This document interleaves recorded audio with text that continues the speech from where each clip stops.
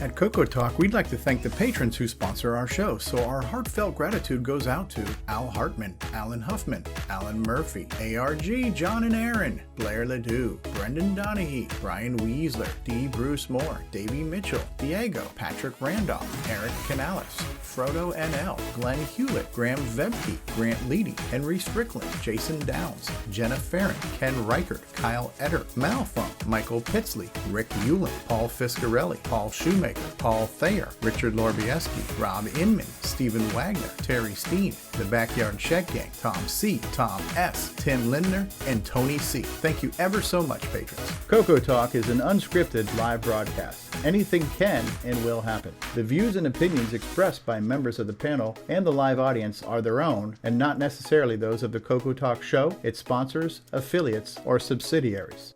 Open minds encouraged, sense of humor recommended. If any off-color comments were made, we're sorry. Hi, this is Dale Lear, designer of TRS-80 Color Baseball, and you're listening to CoCoTALK.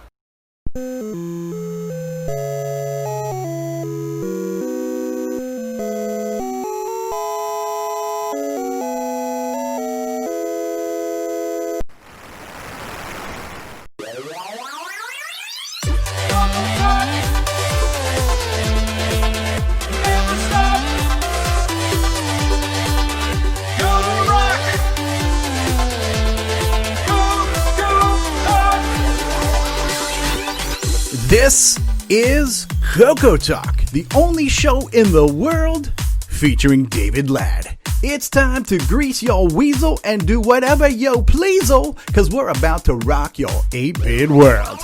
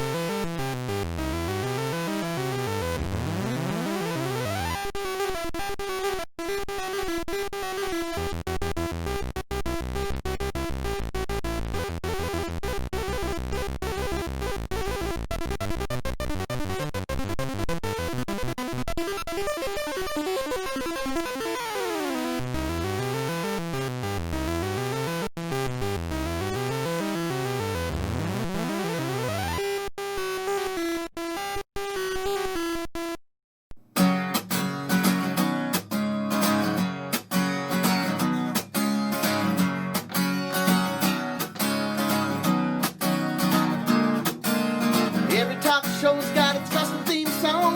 CoCoTALK is no exception at all. We'd like to welcome those short or tall, hardware buffs to software dogs, even David Ladd.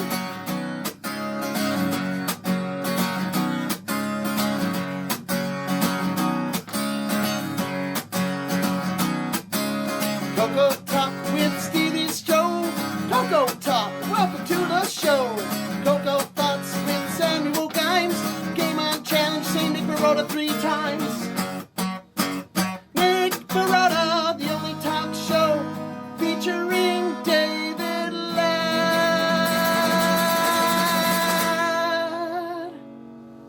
Wait for it. Oh, yes. Well, they didn't miss anything. They just missed a really bad joke. Yeah. That was, again, Okay, so Welcome to our special Murphy's Law Christmas episode. You're welcome. yeah. That's all right. You'll get it eventually. Yep, we're back on. Woo! Some people are happy about that, some are disappointed, but we'll still go Yeah. on. Oh my goodness. Well, despite multiple technical challenges, Merry Christmas, everybody. Welcome to a very CoCo Christmas. Thank you, Mark B, for picking up the stream when mine failed. What are you gonna do? But wasn't it just in CoCoTALK fashion? Wasn't yesterday Christmas? So aren't we a day late and possibly $1 short? 2 Before days Texas. late. Oh, we have Rise a and caller. shine, woodchuck chuckers. It's Oh Groundhog my Day. goodness. Oh my goodness. So yeah, are we on the air? Are we streaming? Do we have audio? These are the questions that we may or may not ever find the Rob answers Inman to. verifies. He says, unfortunately, everything is working now. So Oh, okay. We're gonna say- sorry. Yes. Yes. So thank you, Mark B, for picking up the stream. We had to start and stop. So yeah, I spent some time together compiling and compositing some extra content for our intro. So you heard there Simon Jonason's Christmas demo, which he debuted on Facebook. What do you guys think of that music? It gave me the chills, man. I just really love that demo and the music and everything else. I thought that was really. Was that when you heard my name, Stevie? Is that the part that gave you chills? We're Because still it on gave the me s- chills. We're still in the Simon Jonason part. We haven't gotten to your part. Oh, yet, Nick, sorry. so- It's not Sorry. all about you, Nick. Tony, Tony, you Okay. down just a bit there, Nick. I feel Simon Jonason didn't mention me enough, but other than that, it was very good. Yeah, I really enjoyed that demo. We've seen a few versions of his rotating thing before, but this was a whole new nice the medley soundtrack going on there. Sounds really good on headphones. You can hear the multiple instruments, you can hear the low ends and all that kind of stuff. Sounds really good. Thank you, Simon, for doing that and for the musical genius of whoever put those notes together. And then, of course, you heard the Nick Marota's favorite new theme song. Finally, we're talking with that one. Yeah. So, Paul Thayer threw that one together for us. Thanks, Paulie T. He had prior obligations today. Why don't we go around the room and say panel introductions and say hi to everybody? In the top left-hand corner of the Hollywood Squares, I am seeing Rick Euland. How you doing, Rick? Oh, Merry Christmas. Merry Christmas to you. Our backup streamer, the person who's allowing this train wreck to stay on the rails today, Mark Bosley. Merry Christmas, Mark. All right, a guy who likes having his names mentioned, and it could be in song, it could be in praise, it could be chiseled in stone for all he cares, but it's Nick Marota. I can't even deny that today. I've been making, I've been joking, guys. I'm not really this much of a diva. He Sure is you're in the not. Witness Protection Program today, our resident Apple guy, Mark D. Overholzer. Hello, Mark. Hello, working on my backup computer, so it's a There little we slow. go. If it's got a toggle switch, he's probably made it. Jason the Coco Man Reichert is here. Merry Christmas, Oh. Jay. Merry Christmas, a day late and $1 short, but I've got my Diet Dr. Pepper. Ooh. That might be worth money. There's a shortage apparently. Yes. Oh, that's an old news story, but yes. Oh, it was Yeah. old. Oh, okay. That was old, yes. David just found out. From Canada, and the co-creator of the Nitrous 9 project and the ease of use beta guy, Curtis Boyle is here. Hello, everyone. I'm slowly starting to try to catch up on sleep here because the last few days of doing EOU was a mad rush till 2 or 4 in the morning each day. And now I thought I'd be catching up on my sleep, and now the bug reports are flowing in, so I still have to stay up late and figure out what's going on. So, Excellente. We have a celebrity in our midst, a YouTube celebrity, Canadian retro things. Ken Waters with us there. Happy Boxing Day, Ken. Merry Christmas to everybody. oh, you're silent again there, Yes, Ken. yeah. Resistance is futile. You have been assimilated. It's right. it's technical difficulties day here on Yes, CoCoTALK. it is definitely. Simon, Just do it the unplug plug-in again there, Ken. yeah. By your command. This is quite a day. All your base all belong to us. Yes. Oh, We have now I've lost my camera. Oh, you're better. You're better now, Ken. where is Ken? Where do you go? I lost my camera, I think. Okay. Oh. We hear you Happy- fine though. Happy Boxing Day, Ken. Let's try to. This is our technical difficulties episode. What can Oh, I is say? that There we ever? go. I'm back. Camera's back. Ken If is we can back. keep everything broke today, then I'd be happy with that for the rest of the year. So Right. Yeah, Yes. we We can have only go up from here, right? Like the rest of the shows, Right. the rest of the year's gonna be awesome. Absolutely. Brian Weasler's with us. Merry Christmas, Brian Weasler. Hello, can you guys hear me okay? We can hear you Yes. just fine. Okay, because going along with the theme of the hardware issues today, this is what Oh. happened to my Oh, headphones. So, no. so I'm on my Nice. backup headphones. That'll So- buff right out. Just crazy glue in there. Should we Little just duct- quit the show little before the duct- nuclear bomb goes Yeah, off? I little don't duct know. tape on Little there. duct tape. That'll fix it right up. hey Brian, I'm on my backup computer here. I'm running Windows 7 right now. Woohoo. Now you're Best just version of bragging. Windows. Episode 20. Absolutely. Alan Murphy's with us. Merry Christmas, Alan. Oh, happy Festivus, Merry Christmas, Happy New Year. Hopefully I'll survive to it. Yeah, Oh, today. likewise. We got a guy who's filled with holiday cheer, 365 degrees, 365 days a year. We're talking about none other than Ron Delvaux. He is a happy guy. I'm doing fine. Sounds great, Ron. Perfect. I heard Cruller and Tim Bitts. Okay. We got a guy responsible for our Christmas demo. He likes to smoke skinny cigarettes, and we've already found out there's nothing funny going on in those cigarettes. Merry Christmas to you, Simon Jonathan. How are Merry Christmas to you guys, and thank you very much. And those are actually Pall Mall. Okay, they're Pall Mall. Pall Mall. Brought to you by Brought to you our by Pall sponsor. Mall. That's right. Now Unfiltered. with extra tar.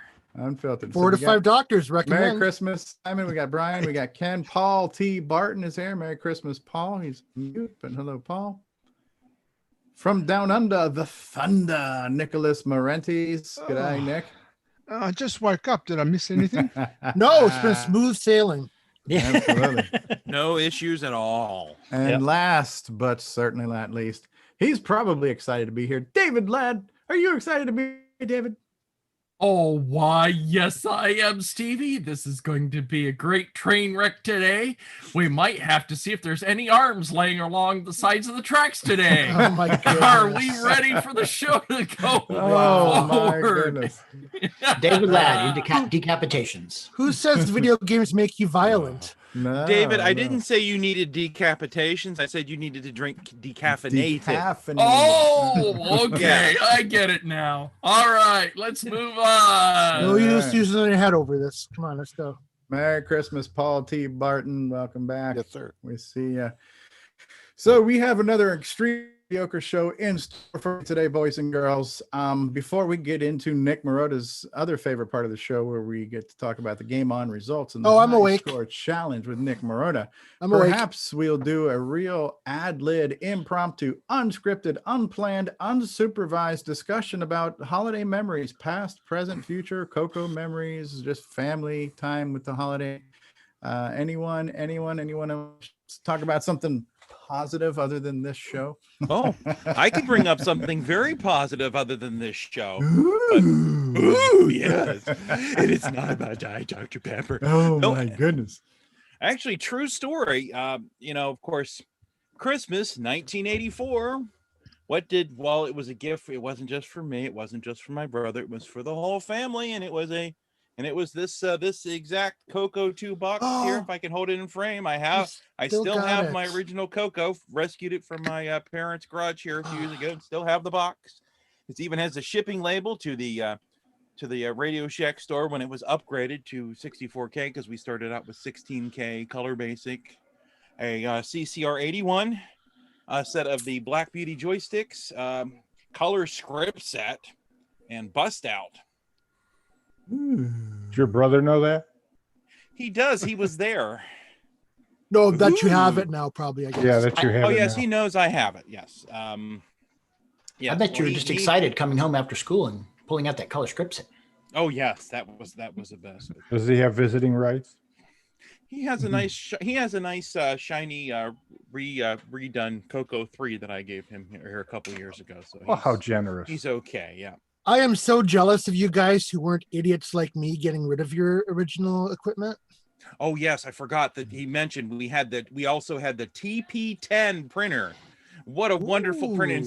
And I loaned it to someone and never got it back. And what did I do here recently? I went on eBay and bid on 2, and I only needed 1, and now I have 2, and I don't know what I'm going to do with them. I just kind of take them to the shows and stick them to the MC10 and just kind of go, well, here you go. Can it actually print on TP? Only if it has to be the thermal ply, not the double ply. Thermal ply. Yeah, thermal ply. TP for my bunghole. Bungholio. Yeah. Great bungholio. Yes. Way to class up the show there, Nick Marotta. Yeah. Joined by Brett Gordon, too. Hey, Brett. Brett's muted. Hopefully you can hear us. Brett, oh, I thought it smelled like Rack's roast beef in here. For both people who get that joke. Merry Christmas, Brett. Brett's here. Yay. Oh, so Jason's CoCo memory was getting his CoCo 2, the family CoCo. Was it a real family pleaser? It was. We weren't having a blast with the new Matt Tudor, and my dad didn't have a shortwave either, so I don't know. But that was our first computer. Yeah. Oh, that's not where you got your love of ham radio from? It wasn't from your dad?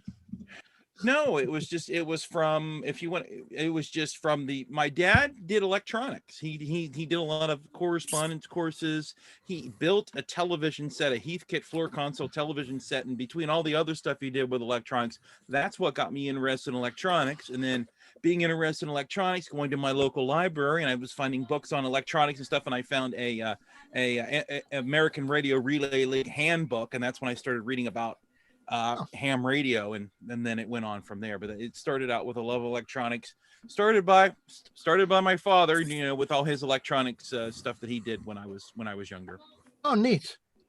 Sounds a bit like my story, actually, because I think that was a year before you. It was back in '85, and I've still got that CoCo laying on the floor.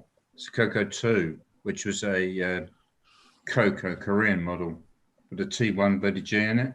Nice. 16K color basic, which I extended to extended color basic, put 64K in it, and I've still got that laying beside me. And my dad bought it for me as a Christmas present back in '84 or '85. So yeah, I've still got that machine, and that is dear to my heart. That's awesome. And thanks for that demo, Simon. Really good stuff. Really brought some holiday cheer. Oh, you're welcome. You're welcome. I actually done that about 3 or 4 years ago, but it's not been spread about that much. And I had a problem with, I think with Brian, who was it? Brian, someone other does OS9 stuff. He couldn't get it to run on his 86 Gimme. Interesting. And that was like, okay, fine. Let's try and fix it. So I've been trying to fix it for a couple of days. I don't know if his machine is a bit special, a bit wonky, whatever, but it is what it is. Yeah, well, it was nice. And was this an updated soundtrack? Because I don't remember there being this much Christmas medley in the first version. I thought it was just one tune originally. Or no, it's the same version as back in the day. Okay. Probably didn't listen to it as much, but I'm sorry. Were you saying something? No, I thought the same thing, because I recognized the demo and I recognized the first song with some of the stuff at the end. I didn't remember it being like a whole medley of songs, but it was great. It was really good. I really enjoyed that. So thank you for doing that. It's only 2 voices of inherent sawtooth. That's awesome. Well, Merry Christmas to you, Simon. Who else has Christmas memories or Christmas joy, past, present, future? Could be CoCo related, could be not CoCo related. I don't know. Anyone? Brian Weasler. For me, I wanted to get a color computer, and my mom knew about it, but she didn't know about computers, and she wanted to surprise me. So when I unboxed my hopeful CoCo 2, it was a Texas Instrument. And so I gave it a whirl and tried playing with it, but it wasn't exactly what I wanted. I couldn't understand it. And so we boxed it up, took it back to the store, and went and got my CoCo 2. So wow, that's devotion, returning Those Stories TIs, of corrected CoCo Christmas. yes, There you go. those things were not cheap when they came out. That TI was like $500 or something. It was pretty Yeah, pricey. By the end, it was quite cheap, though. They were fire selling it. Yeah. But yeah, so that's my story. Awesome. My story is when I was a kid, there wasn't computers. So the next best thing, and far as I knew, was telescope. And I got a telescope when I was young. And then on a future Christmas, I got a larger telescope. And my parents somehow knew to get maps of the sky so that I'd be able to find stuff later on, which really helped. And so I'm indebted to my parents for getting me into astronomy. And That's awesome. Been there since. It's fun. That's awesome. And now having computers, heck, the CoCo has a planet chart thing, and Curtis's EOU programs in there, and the PC has modern day, planetariums and stuff with all kinds of interesting things in there. And we have a smart Alec comment in the live chat, Ron, from Ken What? Reichert. He goes, I thought Ron would get an abacus. I was thinking it, but I wasn't going to say it. My first Christmas, I got a stone tablet and a chisel, and I was happy, damn it. I was going to ask about the sundial he got for Christmas. I did use a slide rule. A slide rule. You can't go wrong with that, man. Yep. The elemental one. Yeah, it was white and it came in a little case. Ron, was your first car one of those Flintstone cars? No. Couldn't wait for math to be invented. There are a lot of us here who are far from spring chickens. All right, so yes, he's got one. Awesome. Alan Murphy's got one. Oh, he's got a slide rule. All right, you got a pocket protector to go with that? I think I might have a slide whistle. I got a pile of slide rules. Slide whistle. Oh dear God, this thing is going off the rails. Mark Bosley, our backup streamer and engineer. Any holiday cheer and memories and anything going on here last year, next year? You have no fond holiday memories of your entire life. Oh, there was that one time where you had to run the stream because the internet was all wonky, and we were doing a Christmas show the day after Christmas, and everything still went wrong. Yes. Yes. Did you ever get a Red Ryder BB gun, anything like that? No. So. All right. Well, this segment's going south fast. And before I waste any time, does anybody have anything else they'd like to say that's in the theme of holidays and happiness? Oh yes, happiness and holidays. Oh yeah. Back when, strangely enough, 1984, it seems to be a theme. Yeah, my parents got me the fully upgraded CoCo 2 64K of RAM, and of course, I think 2 of the Sesame Street cassette games and the CCR82 cassette deck. And I played the crap out of Taxi. I did not care for Big Bird Special Delivery. That was kind of a letdown. But, it is what it is. All right, so in this segment on David Ladd Reviews, the Big Birds thing, yes. Oh, that's our game next week. Oh, you ruined it. I thought it was Color Script Set. Oh, my goodness. I do have one quick one. 1981 Christmas. So I just bought my CoCo 1 4K.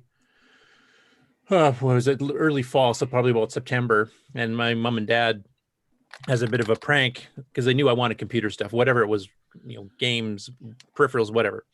So in the Christmas tree, they had a fairly, decent sized box. And when they opened it up, the wrapping paper, it was a shoe box. I figured, oh, great. They bought me shoes. Yay-hoo. And then when I open up the box, there's a couple of flat laid outs, pairs of socks, and socks and shoes both. And you lift up the socks, and there's 2 Black Beauty joysticks in there. So they fooled me. Oh, that was sneaky. That was actually a good one. I got a rock. Sneaky. I got a rock. Yeah. I remember doing a Christmas demo on my CoCo. I did the graphics part where I did a Christmas tree out of like semi-graphics blocks, real simple stuff. And then my dad, who is musically inclined, he helped me interpret because this was, I had regular basic, I didn't have extended basic, so I couldn't use the play command. So we had to use the sound command, and we had individual sounds for every single notes, and we played Jingle Bells or whatever. It was a Christmas song. And I didn't even know about 4 next loops at that point in time. So in order for it to play twice, we had to hand code in the sound this, comma this. And so we did the whole song twice, and it was just a spit ton of sound statements. But it was a thing where it had a semi-graphics Christmas tree with a big square yellow star on top of it. And it was green, and it had the trunk. Maybe we had presents. I don't remember. Maybe I had little decorations like little balls or lights on the tree or something, but it was a little homemade Christmas tree with homemade Christmas music that it was like a father-son project on the CoCo. In the early days of my CoCo, probably like 81-ish. Obviously don't have it anymore, but that is a Christmas memory and a CoCo Christmas memory. So there you go. Yeah, I remember my friend who introduced me to the CoCo. The one originally I wanted to buy an MC10, and he talked me to get a CoCo instead. He wrote a program. He also used the sound statements. I don't remember why, because I'm sure he had extended basic. But he wrote me a little Christmas tree program with sound statements, and I thought I hadn't really programmed that much yet at my point. So I thought that was just like the coolest thing. Said my name, and I was in awe. Awesome. Because of course it had my name in it, and you know how I love my name. So yeah, that tradition continues. Yes, that's probably where it came from. I'm really not an egotistical guy. Not at all. No. Sure. But if I have to say it, then maybe I am. Right. Yeah. I'm not a narcissist, but I play one on YouTube. Exactly. Wow. I need to re-examine my life. Yeah. No, I mean, I'm going to get nostalgic to last week, where I was nostalgic about this past year, because this has been an incredible year, I think, for despite COVID in real life. I think the CoCo hobby it's been a good year for the CoCo this year. When I was just, and honestly, like the newsletter where we tried to encapsulate all that, I got a lot of very positive feedback on the newsletter. Everybody who's seen it, and most of this feedback came from the mailing list, which you never hear anything positive on the mailing list, right? So the fact that there were like a half a dozen glowing reviews, like, man, this is great, and all these kind of things. So I know last week I was kind of waxing poetic about that, but it just like, everything kind of caught up at once, where we did the year-end review of the newsletter, and in that I was kind of looking at the year-end review of what we've done this year on CoCoTALK and what has been covered on CoCo Crew and the news and the year-end news summary. There's been a lot of stuff that's happened this year, and so there's I think we have a lot to be positive for, a lot to be thankful for. The fact we get together every week, and we're here, and we're friends, and we're trying to spread joy in our hobby all year long, and all these things. So sometimes you got to find the good in the middle of the not so good, and I think we've managed to do this year with our hobbies and with our community, and so I'm thankful and grateful for that.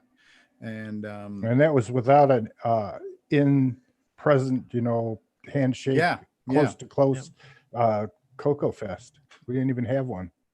Yeah. And honestly, because when I was going through putting together the links, and I looked again at that virtual CoCo Fest that we're doing, I don't sound like a narcissist, but that show came together. That show was, and again, this is a biased statement, but what I feel to be a humbly true one. I think that virtual CoCo Fest was probably one of the highlights of the year for this entire year. Awesome. It was just a ton of stuff was done, and it just the perfect storm of all the planets aligning, and it just went off without a hitch, unlike today's show. So yeah, there's a lot of amazing things that have happened this year, and I'm looking forward to more. Right, so. and it didn't feel like a 6-hour show either. I mean, it was the longest one we've ever done, but it was great. Maybe we should have Lorbieski's dumpster fire on more often. Rob Inman says Simon's camera needs a retro brighting. The lighting is a little yellow there. Is that what you're saying there?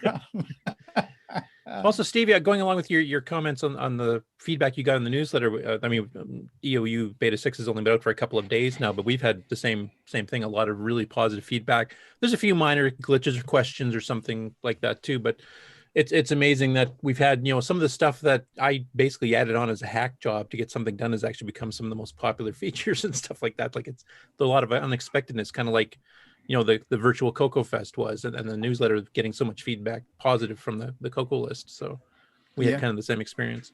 It's awesome. But it has been a great year for the CoCo. I mean, there's been a ton of new software. I mean, Nick Morendes has been programming up a storm. You know, I think next year he's going for a 6-pack. He's going to try to get 6 games done in 1 year. Crikey. You're right. And then the year after that, he'll go for 6 good ones. But Septandy was a real boon for the CoCo this year. Actually, that's another surprise. Yeah. Because Septandy, the previous year, we had a couple CoCo mentions. This year, it was like gangbusters.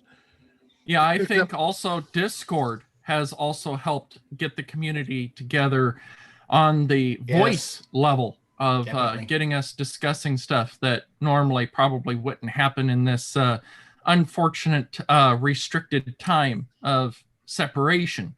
Yeah.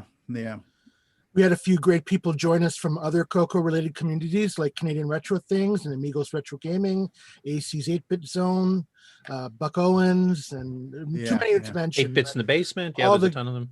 All the great people we picked up from different communities, partly because of Septandy, I believe, in some cases.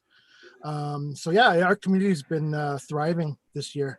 Yeah, Discord was just like this show. It was an unexpected kind of runaway success. We started that Discord initially as an extension of the show where we could just chat during the week to stay in communication as from a kind of like planning for the show. And so it was kind of internalized, although it was never private or closed. It was just mostly us having places to talk about another the show. forum. Our own little forum, and it's continued to grow. And so at that point, it's like, well, you know, it's people are using it, people are on it, let's not restrict it. And it's just become its own thing. I don't have time to digest 1/10 of what's going on in that Discord. There's so many different channels and so many different topics. There's something for everybody. There's a lot of stuff for nobody, you know, so much like this show. Yeah. So yeah, the Discord has been a great tool. Matter of fact, I'm way behind on doing the weekly Who is new to Discord this week. So I did record one this morning. Hopefully, Mark, you have that one queued up. But a lot of people have been coming, and some of the people who come in say, yeah, I was actually doing a search for something and I came across CoCoTALK and I came across Discord. So people are finding us and just in their searching for the CoCo, and it's become a great resource to the community. And so again, there's just things that are happening that were unexpected, but we all win. Everybody benefits from that by just having these things out there. So yeah, Discord, another cool tool that we continue to hopefully better utilize. Cool stuff. Well, Ken Waters, what does CRT mean? Canadian Retro Things. Oh, he's a world famous YouTube personality, superstar. So yeah, I was hoping for people it wasn't that don't know my CoCo retread. my real name. Secondhand tire shop. What's going on? Anybody else have any stories they want to share? Holiday cheer, or maybe we move on and Well, Ken was going to say something. Are we going to say something, Ken? Not really. Go ahead. Anything you're just cheerful for this year? Well, I guess for CoCo memories, I don't know, about 83 or 84 in there. I was always hanging out at Radio Shack, and I really wanted an RC car, and my parents got me a computer instead. Did they at least get you a car racing game with it or something? No, they didn't. That reminds me of the computer. The year I was saving money to get my CoCo, because I had to get a part-time job, and it just to sign of the times back in 1981, minimum wage was $3.35 an hour.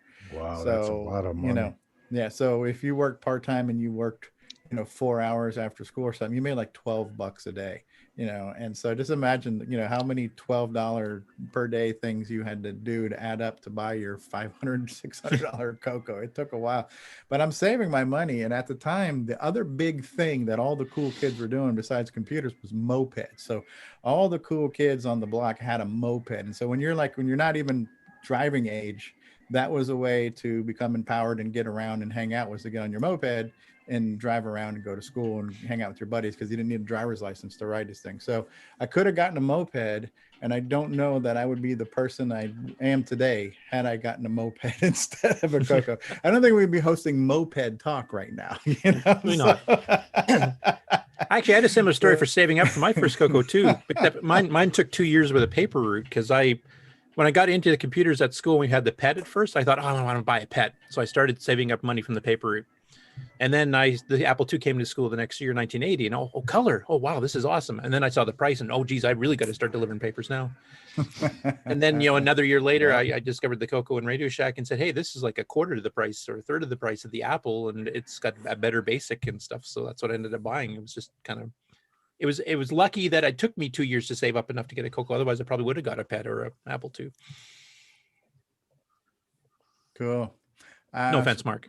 Yeah. Speaking of Discord, before we go to the next break, Mark Bosley, you want to run that new to Discord spot? If nobody else has any more Christmas cheer to share, then we'll maybe run the new to Discord spot and then get into the game on stuff.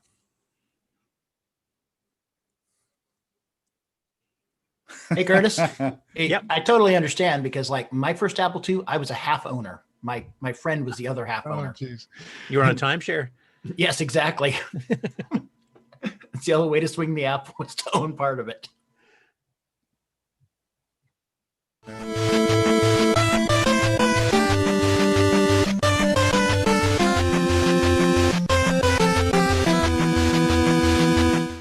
It's time for everyone's favorite segment, Who's New to Discord This Week? Please welcome Allison. She's been into the CoCo since 1980 and enjoys fixing, upgrading, and basic programming. Glendo72 claims to have one of the largest collections pertaining to the CoCo and MC10. Recycle Mikey hadn't touched a CoCo since 83, but recently got a CoCo 1. Comrade Todd found us by searching for fixing his keyboard ribbon. Mad Builder Tex is a TRS-80 fan from back into the 80s. He's getting back into the hobby and owns several vintage systems. Fade got a CoCo 2 as a kid and is getting back into the 6809. D-Baser started with the ZX81, came across CoCoTALK, got the gears turning, and is looking to learn more. Raven Wolf had a CoCo 35 years ago, recently got a CoCo 2 along with a souped-up CoCo 3, which was upgraded to the 6309 and 2 megabytes. Trey Tome learned to program on the CoCo 3, is setting up a CoCo Pi, and is looking to learn more. SC CoCo 1 had a CoCo since 85, is getting back into hardware, and is using the SDC and Pi DriveWire. Tom Heron started with the ZX80 in 81, then got into CoCos. He attended CoCo Fest in 2018 and 2019. Amiga Forever is a fan of retro emulation and retro gaming. Alpha 66, a fan of the 6809. Saint Cube is a Spanish retro enthusiast using the CoCo Pi mainly for the Dragon emulation. Slore is into a variety of retro systems and spent a good time with the MC10. And as always, a special thank to Voice on Tech, our CoCoTALK patrons, David Ladd, Jim Rye, Paul Fiscarelli, Rob Inman, and Terry Steggy for boosting the Discord server. Join us on Discord at discord.cocotalk.live. See y'all on Discord. And now, What's the talent We got 50 CoCo people Thoughts on YouTube. by Samuel Gimes. Brewmaster, he's the man who serves way too much, a lot too much. Such a brewmaster beckons you to enter his place of gin. And you go in.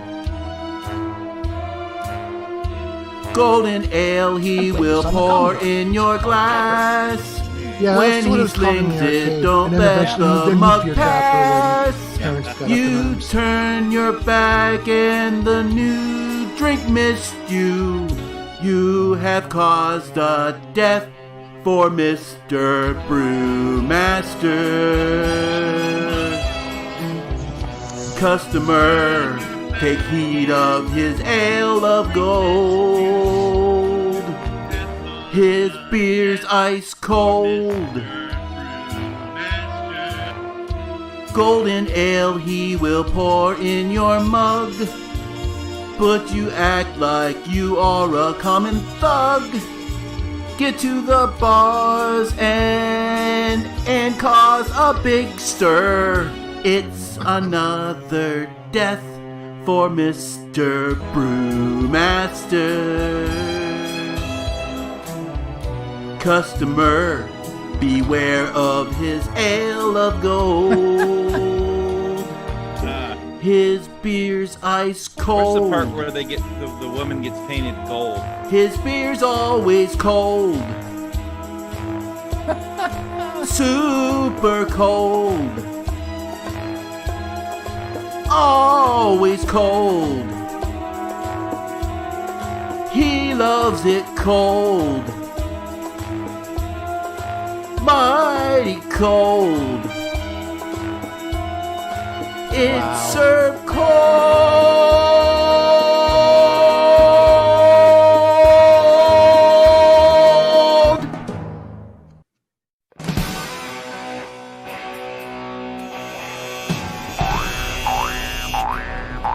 High Score Challenge with All right, and welcome to another week of results. This week we played Brewmaster with 19 scores submitted. Adam Tansy Dragon Guy, 675. Mr. Dave, 725. David Ladd, 2,025. I'm glad he's able to. Jim Wright, 2,625. Marcy, Hey, mention in chat why you have to go. I 3,500. won't repeat that on there. Cat Lord, 4,100. Nathan, 4,950. 8 Bits in the Basement, 8,425. Me, 13,375. Tasman, 13,525. Canadian Retro Things, 13,550.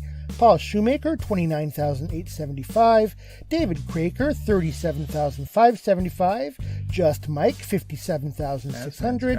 Sloopy, 65,825. AC's 8-Bit Zone, 85,150. Redbeard, 189,875. Coco Man, 294,800. And the number one score this week belongs to Buck Owens. Welcome back. 309,225. Excellent score. Coco Man. And thank you for all the great submissions this week. For Coco Man. CoCoTALK salutes Buck Owens. All right. All right. So yeah, Did we ever leave? Nice to see Buck Owens back. Nice to see Buck Owens back on top there. Yeah, speak for yourself. I just didn't have any more time to do it again. So now, was there a minus sign missing from your score, Coco Man? Because usually no, go it was for the actually lowest. it was actually a positive whole number. It was Oh, that wow. was a real score. It was just very time consuming with the holiday. I did that, and then I saw Buck Owens, and I just didn't have time to redo it. But I could have beat him, but I just didn't have the time. Well, I would have been happy to have you win. I'm just. All right, so can you guys see my screen should be coming up? Slowly. Wait This for is it. starting. There we go. There it is. Yep. All right. So I couldn't find much information on this game. It wasn't in the Rainbow Index anyway, so I don't have any scores or reviews to report. Really? Yeah. Wow, I'm surprised. Yeah, me too. I don't know. So anyway, this is the gameplay video submitted by Canadian Retro Things, who again he covered the CoCoTALK game on his channel. So thank you, Canadian Retro Things, as usual, for your video playthroughs. You need to update your VCC to get the better colors, man. Yep. So this was a request. It turns out Grant Leedy had requested this game among there may have been others. I apologize. Oh, you know why? Because he's thinking of the root beer version of this game, because he did spill root beer in Richard Orbieski's truck. That's right. Yeah, so that's the bonus level. You have to spill root beer in a minivan. So this was a game. So you may have heard us talking a little bit over the. This was a game obviously based on Tapper, and then later Root Beer Tapper, because apparently parents did not like the beer in the games back then. Or the big Budweiser ad. And the Budweiser ad and the Dancing Girls, which this version doesn't have. And also in the arcade, there were more levels than just the bar. You ended up the second round, you were an outdoor. Or like a ballpark area or something. But this version only has the bars. So yeah, it's a good game. There were things that were definitely annoying about it. The fact you could lose lives in bonus level was particularly weird. And I don't know the rhyme or reason for that. I don't know if it was just if he didn't pass the bonus level, and the bonus level is where cans are shaking. You got to pick the one that's not. So I don't know if he lost a life only if you didn't guess the right one, or if you always lost a life. But that was definitely off-putting. So for the purposes of our score challenge, the best strategy was actually to stay on the lower level and just keep serving beer, because you wouldn't lose a life in the bonus level, and you could milk pretty much as long as you wanted. So I believe some people did use that strategy. But yeah, so I enjoyed the game. No, it's good in short periods of time because it gets a little monotonous. But I thought overall, as far as a conversion is concerned, I thought this was a really good conversion of the game with the limits that I mentioned. So anybody else have any comments on the game? I wanted to comment on the bonus round part there. That's actually based on the Mackenzie Brothers Christmas album Beer Hunter game. if you guys are Beer familiar Hunter. with that. So. That's right. Yeah. You don't want to play Nightmare Highway after this. Oh, that's right. After a lot of drinking, get on the Nightmare Highway, huh? DWI. UI, whatever. Which of those three coaches is the real one? I don't know where to steer. Yeah, I like how when he switches lanes, you see the little swirling effect of where he was, like the little cartoon animation of the little air whip going on there. And as I played, I began to realize when you want to send, like, you got to be careful when the people are facing the back. You can't send a beer down; they won't grab it. And there were some that you want to send two down because they're going to grab one, they're going to slide down the bar, and then be ready for another one. So you get to know which ones you have to send two at a time to, and which ones you only want to send one to. Yeah, like that lady in the third bar is a two-fister. Like most of the CoCoTALK panel at CoCo Fest. Good, drinkers. Definitely a good CoCo clone. To me, I remember playing this one back in the day, and it had what I was looking for in a game, a decent recreation of an arcade experience. And if it had, 4-voice music at any point in time, that was always a bonus.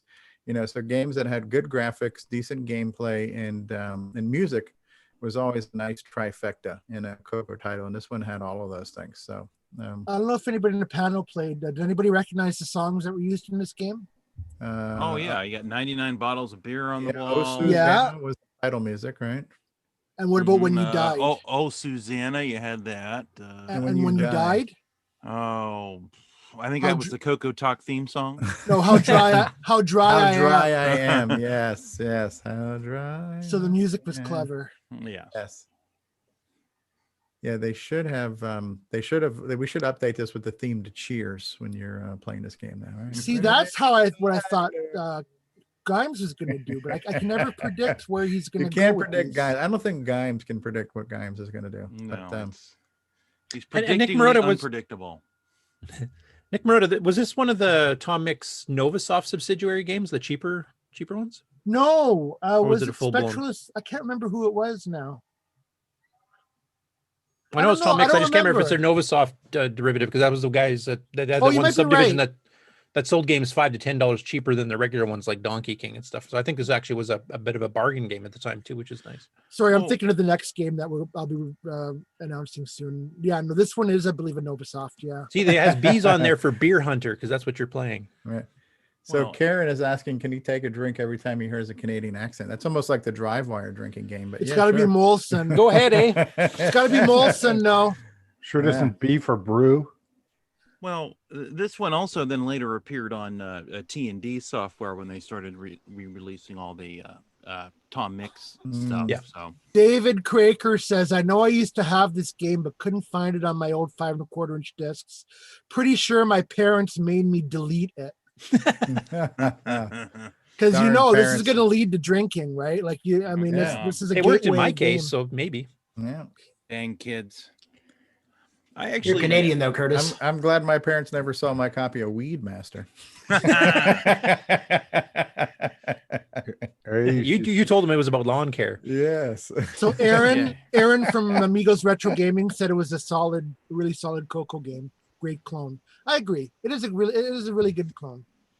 It would have been nice if they could have done the different scenery, but Yeah, because I don't even remember seeing the outdoor segments in the real arcade, but I did have a flashback to seeing it in the ColecoVision version. I think the ColecoVision version of this had the outdoor, like where you're.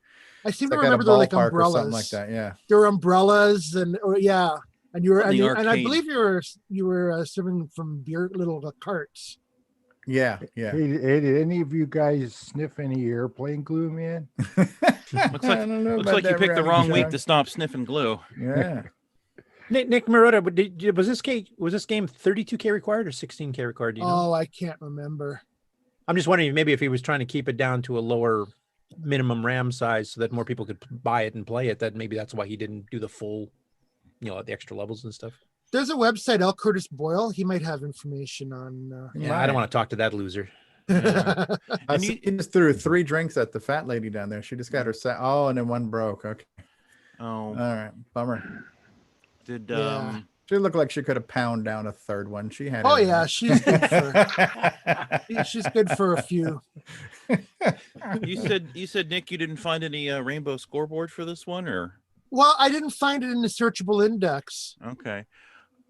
Why? Did you find one? I found one, but there's just one, and this is later on. It's the January 1989 edition, and it's just one score of 51,925. Wendy Straub from Moundsville, West Virginia. That's the only one listed in that issue. Well, that's definitely doable because our top score beat that. Yeah, Wendy, if you're still out there, just jump on the call real quick. We'd love to hear from you. And do you have a drinking problem today? Yeah, right. I don't know. Moundsville, West Virginia is only about an hour or so away from here. I've been there to Moundsville, West Virginia. They have a Big Lots and a Walmart, I think. Oh wow. Yeah, and one of those McDonald's. If you've Is heard that of in the those. tour guide when you get those little pamphlets that make sure you stop by the Big Lots and the Walmart? Well, and actually in Moundsville, there's also there's a penitentiary, an old penitentiary that they give tours, and there's a Native American mound, hence the name of the town, Moundsville. Oh, Aaron is saying that it's a football stadium. A football stadium. Level. Yeah. Okay. With a blimp. Yeah, on the arcade. Yeah, absolutely. Because I actually did get to that. I think. At the arcade, either recently here, whether we were at the Galloping Ghost or if it was the arcade here in the local area that has all those old games. I wonder if you can find this game for your Adam, Coco Man. Oh, if there's a ColecoVision game, my Adam will play ColecoVision cartridges. So absolutely, I'll have to look for that. Because I think the ColecoVision version was really good. I think it was more complete. I'll have to be on the lookout for that one. I don't think I saw that at the little used video game store last time I was there. I'll have to you need to get the Atari Max cart where you can run it all off of SD, man. That would be one and done. They have one for the Coleco. Oh yeah, it's Atari Max cartridge is what it's called. Oh, like the Harmony. It's similar to the Harmony cart. Yeah, it's like a Harmony for that. Yeah. Yeah, John's mentioning John from the Amigos there is mentioning there's a third area in the arcade version of Punk Bar. Oh, I never made it that far. No, I did not know that. Punk. Yeah, Punk. So what you have to ask yourself is, do you feel lucky? Or do you? Punk. I'm assuming the arcade version didn't have that penalizing for the bonus level. That might. What happened? What was the part of? You lose a beer. I believe that was the Canadian pronunciation of penalizing. Penal, whatever. Penal. That's not the penal code. The penalizing. Well, also I noticed if you went into the bonus round with more than 4 lives, you would go down to 4 lives automatically. Yeah. Was it only when you had 4? Assumed, huh? I would have like 6. I would go in and I would get knocked down to 4. It's like so. If that was the case, I would make sure I'd go die and make sure I only had 4 or 5 lives left before I went into the bonus round. For the principle, but so you didn't lose one if you had less than 4. I remember I had no lives. Them. Yeah, you would lose them, but you wouldn't. Yeah, it was crazy. Because I actually died on the bonus level because I didn't guess properly, and I only had 1 life left when I went in, and I died, and I was like, "What? Lose a life if you guessed the wrong can?" I don't know what what the rhyme or reason is. Yeah, that makes no sense to lose a life in a bonus on a bonus round. Yeah, no, it doesn't. So yeah, that was I don't remember if doing that back a day, but and there was a patch for this too, wasn't there? And that patch didn't patch that, huh? There was an RGB patch. Oh yeah, that's right. Chet had not Chet. Coco No, Man. I found an old RGB patch for it in basic, and Yeah. So just a palette hack. It wasn't like it was Yeah. it was a pa- didn't it was rewrite the code. some ML. No, I didn't write it. It was an adapted patch. It was in, I think, February '88 Rainbow. It was for a bunch of things, and I just went ahead and made it just load, so it would just load that program automatically. But Robin, it's like palette change, make it look a little Robin better. is mentioning that Buck Owens had some criticisms of the game in Discord. So I don't know. Oh yes, he aired some major grievances. Okay, He didn't like. grievances? Yeah, he didn't like the fact you could milk on the early levels. But I mean, there are other games where you can do that too. Did he find the grievances channel? Because I think we have a channel for grievances, don't we? Well, the 23rd. Don't give him any ideas. The 23rd was Festivus, and that was the grievances. Oh yeah, I found some more high scores. Now, if he was serving eggnog, as much as I like eggnog, it's pretty heavy. So I don't think anybody could be down in like 3 whole mugs of eggnog. No, it's root beer tapper. It's yeah. tires, or I don't know what kind of root beer you guys have down there. A&W. A&W, W and W, Okay. WWW. And the Migos are saying that the Atari 8-bit version of Tapper is quite good and has adjustable difficulty, which is nice. Yes, absolutely. And by the way, I got you guys' names right on the Patreon intro. So hopefully, I don't know if you guys caught that, but I finally got that fixed. About time you get it right, Stevie. No, I know. Listen, it's Christmas. just give him a year. He'll get it right eventually. It was a Christmas miracle. Yeah, good game. Yeah. Good game. Yeah. I didn't play it this week, but I like this game. Yeah, I found some more. I found some more high scores from what was this, November? Are you bucking for my job? No, I'm not bucking for your job. I'm sorry. No, I'm he's just doing it properly. That's I'm just all. doing your job for you, Nico. No, I'm just teasing you, Coco Man. Thank you. I know. I'm just giving you a hard time here. This is from the November 1985. So I went back a little further, and the high score was 279,600. Wow. From Alan Drazen, it looks like, Longwood, Florida. And wow. See, I could believe that, because if you can milk, I mean, I imagine the sky's the limit. You can milk this first level as long as you want. So it's just a matter of how much time, and you can pause it, but after a while, it just. Eventually, I did make my way up into the higher levels, and then I was just done. It was just like done, over. Actually, Curtis, I had a question for you. In Discord, you said it'd be boring milking it. Was that your opinion of the whole game, or just milking the first level? No, just any game that you just sit there and milk for points and it takes forever and you're not progressing levels.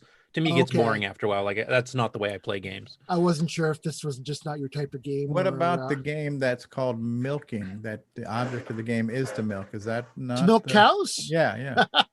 That should be written. Yeah. Nick Marenti, I don't know if his 2021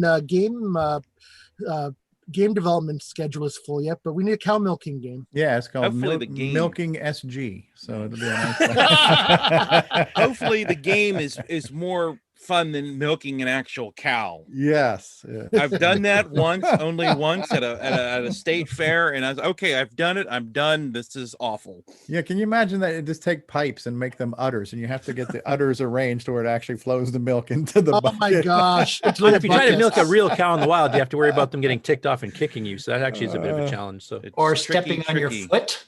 Yep. I've had that happen to me. Are beer nuts different than regular nuts?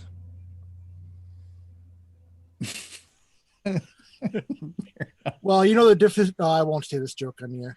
Oh, come on. Next. Okay, the difference between beer nuts and deer nuts. Okay. Beer nuts are $3 for $1, and deer nuts are under $1. Oh. But bum. All right. That was just really hanging under the tree. No, yeah. Are we ready to move on? Yes. What's the next game? So anybody have any tips? Next game is pull my finger.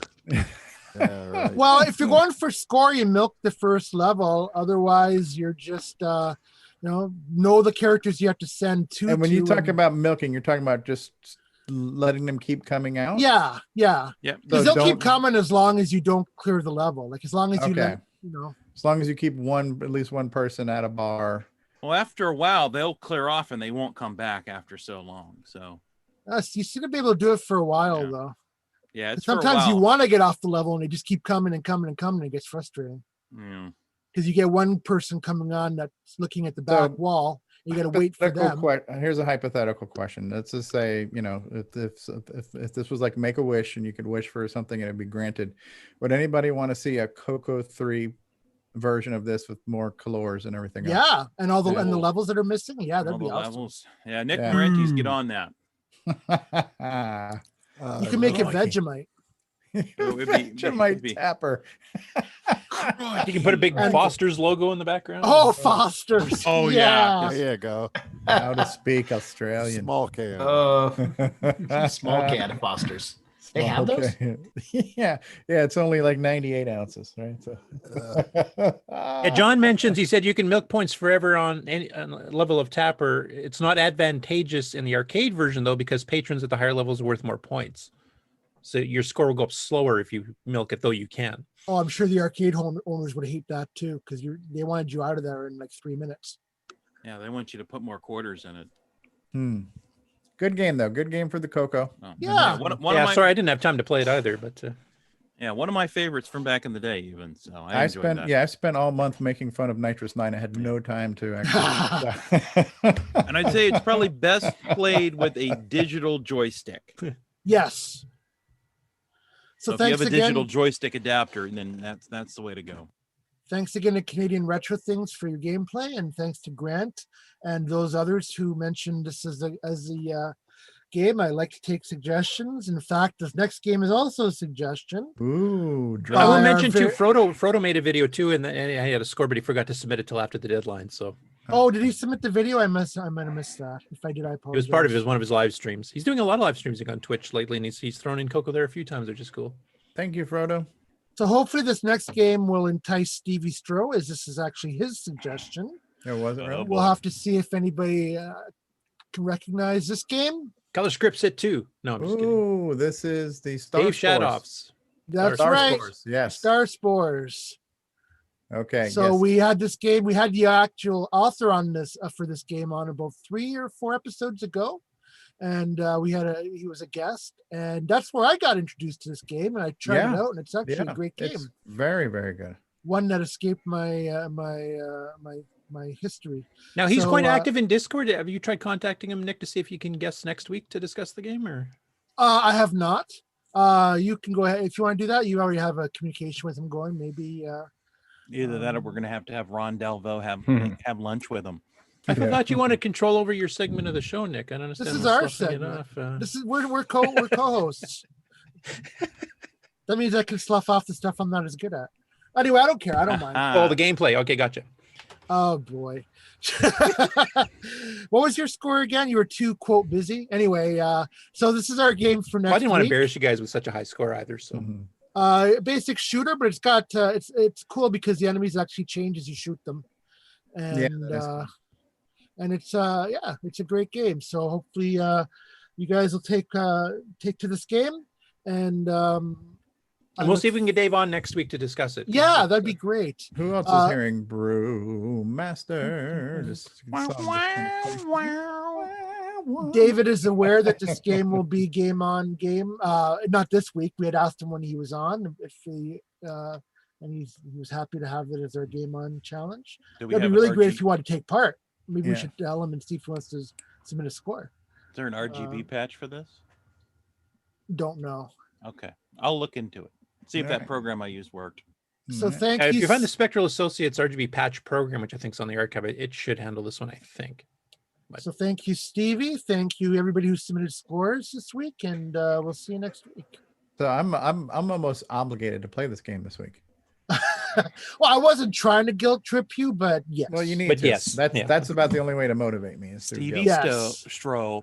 Participation required. Mandatory. Yeah, this is gonna. I think you even mentioned it last week. This is going to be worth 75% of your final grade. Oh, excellent! I think you mentioned it to me off the air, like during the week again, that you wanted this game to be game of the week. So yeah, you definitely have to. Okay. Download the latest version from CompuServe.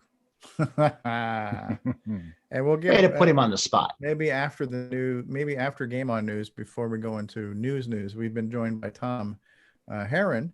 Hey, Tom, Merry Christmas. And Tom, you're muted. But yeah, hello. Hey, Merry Christmas. Merry Christmas. Thanks for the link. Yeah, good to see you. And I remember meeting Tom at CoCo Fest a couple years ago. He was walking around with a notebook, taking notes on everything. He wanted to know everything about everything. I thought that was awesome. Was it his uncle we touched at the CoCo Fest?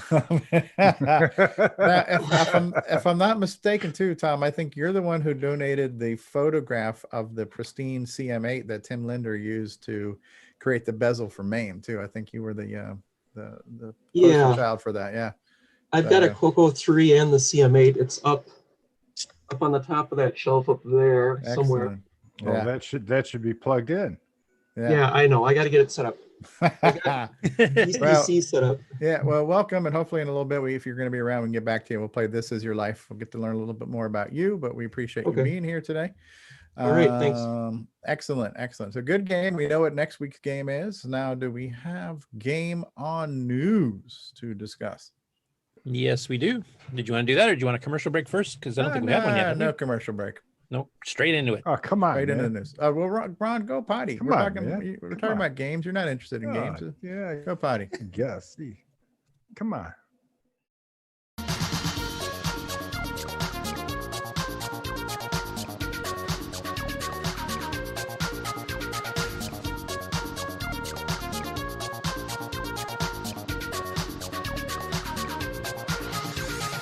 Okay. Hey, you guys seen that? Yes, Cuthbert Dragon. Okay, so Cuthbert Dragon, as usual, had a busy week. I think he had 18 gameplays this week. And he's got some with the actual original artwork again, as you can see on the thumbnails here. He's got like the Dark Pit and Let's Count and Hide and Seek, which are educational games, Arcadia, which are uniquely Dragon games. And then he also has some cross ports like Shark Treasure that was originally by Computerware, Ghost Attack, which is a version of Pack Attack, just renamed, I guess. I'm not quite sure why they did that. But one thing I found is that there's a couple of these games that are the platformers, and these are the cross-platform platformers from Europe and the UK, like Screaming Abdabs and stuff like that. He's actually quite good at these. Airball's another one. Like, I've tried playing some of these games, and I can't get past like 2 or 3 screens, and he actually knows what he's doing. So his videos, even though they're 3 minutes long, he skips between levels, and you can actually see like how to properly do some of this stuff, which is kind of educational. So I might try to revisit some of these now that I'm kind of getting an idea for what you have to do. And he's got 1 or 2 that I had not seen before. Like Froglet is a Frogger clone, obviously, but it instead of jumping on logs and alligators, you're actually jumping on almost looks like warships from Battleship or something like that across the water. So did you guys want to see 1 or 2 of these? What is the Dark Pit? Okay, let's do that one first.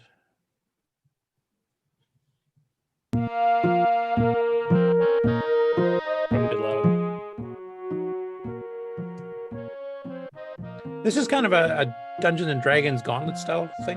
I think we've seen it before. Okay.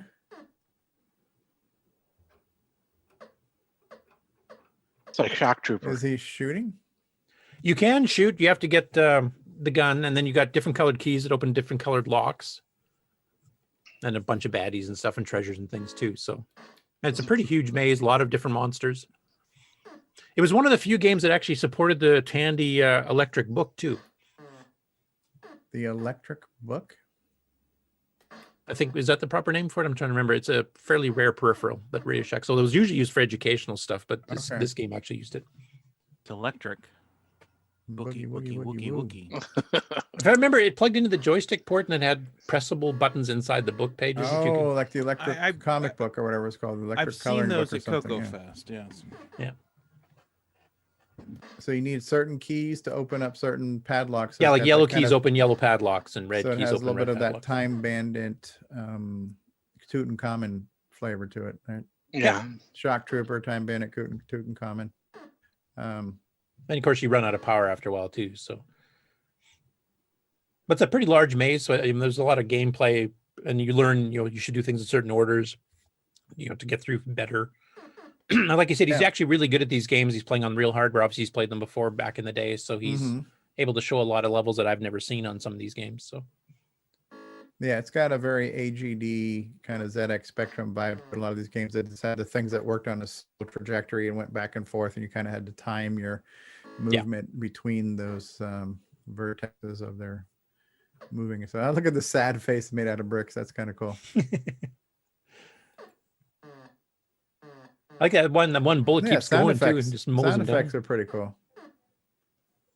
Simple, real simple beeps and boops, but they purpose of the. Yeah, it's a pretty cool little game. And then I'll just show you Airball, because that's a game that I know a few of us have tried playing it, and we just die all the time. At least I do. But he actually was quite good at this.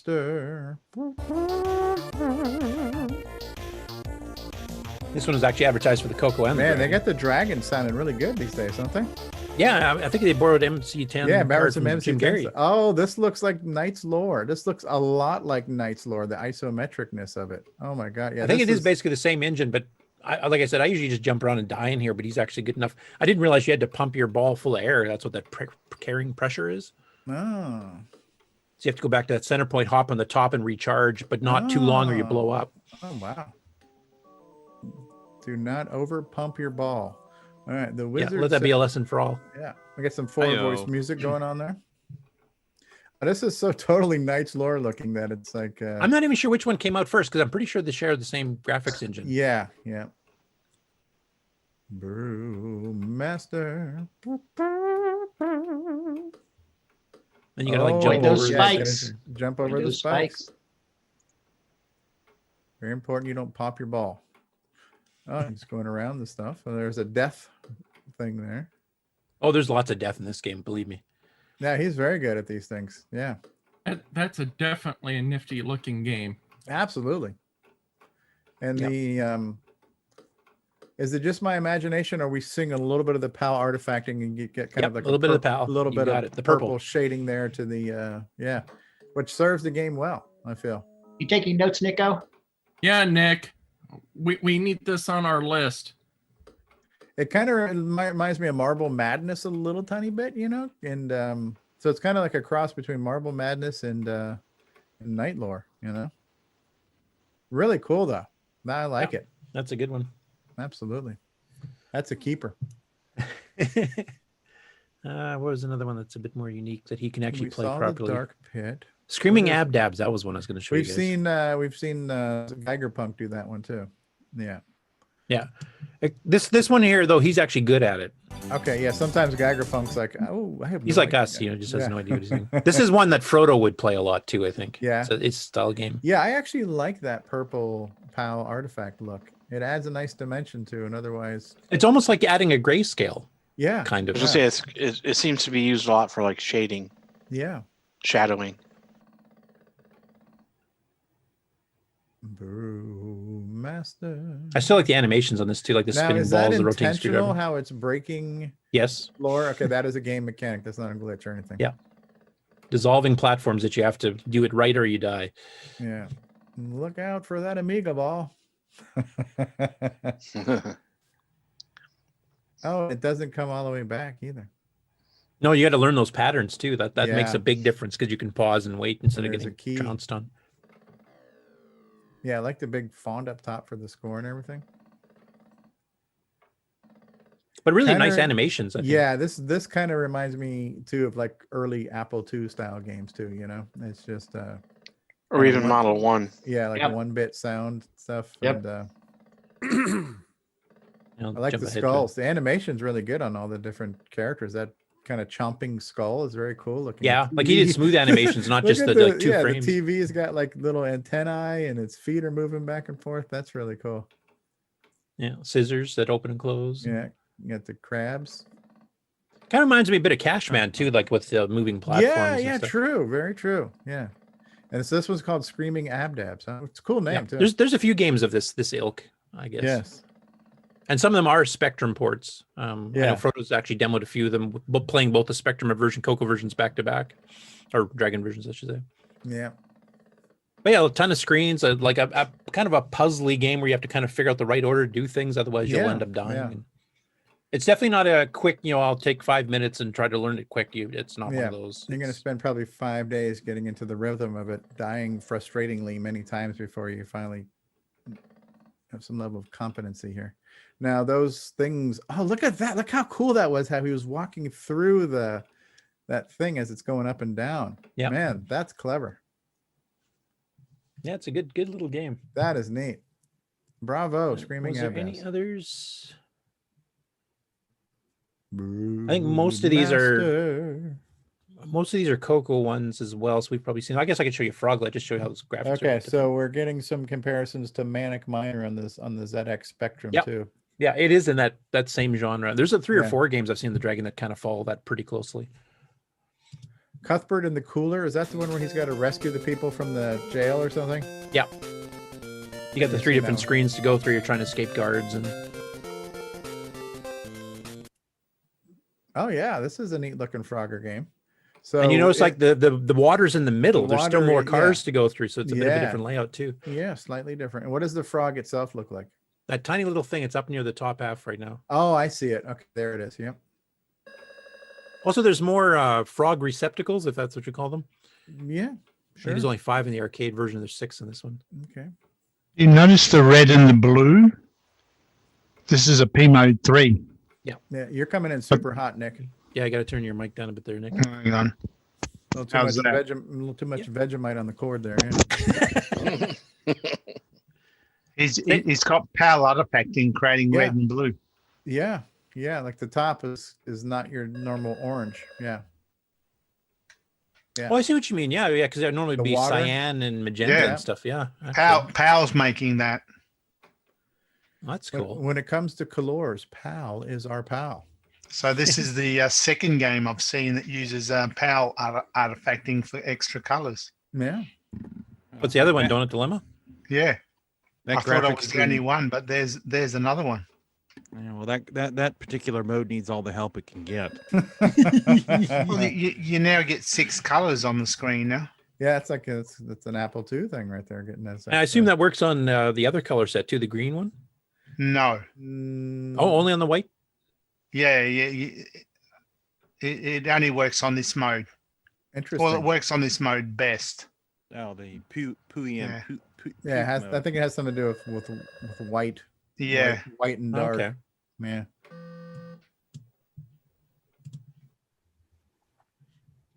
Any of the others you want to see there, Stevie? Steve Rasmussen is saying those single screen pixel perfect jump platforms seem to be a British thing.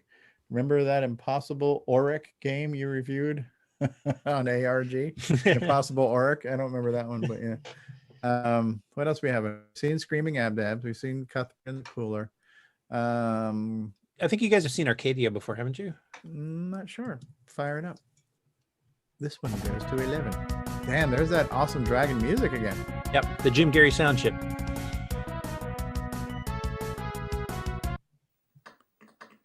Oh, neat. That's cool. What are they, butterflies? Butterflies. Not using that extra color on this one, I don't think, though. No. Fly away. And the fact you can fly vertically is kind of unique. Not too many games did that at the time. Butterfly. Interesting. Can't remember if it gets different Honestly, shapes. the white background and the white border are, to me, in this case, it would be better than doing this in green. You know, I never completely bought into the illusion of a space game with a green background. You know, so yeah, white. At least you can say I'm in the antimatter universe or yeah, something. Like that, yeah. So. Yeah, neat sound effects. You can see I'm stuck in the 80s. I don't remember if there's anything else really awesome to look at here. Oh, you can die. Nice intro screen. Yeah. Yeah, there's some of the kind of grayscale artifacting there. Great artwork. Yeah. Yeah, well done. Very cool.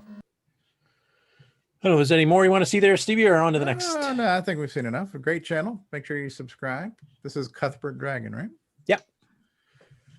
For all your dragon needs. On to the next. Ooh, Paul Shoemaker has an updated video for his upcoming Graphics 12 game that now includes some additional storyline artwork, which are kind of like cutscene style things. We've seen the 3D walking through the maze type thing, and some of the pop-up monsters. So this adds a little bit more to it. Yeah, this is a beauty.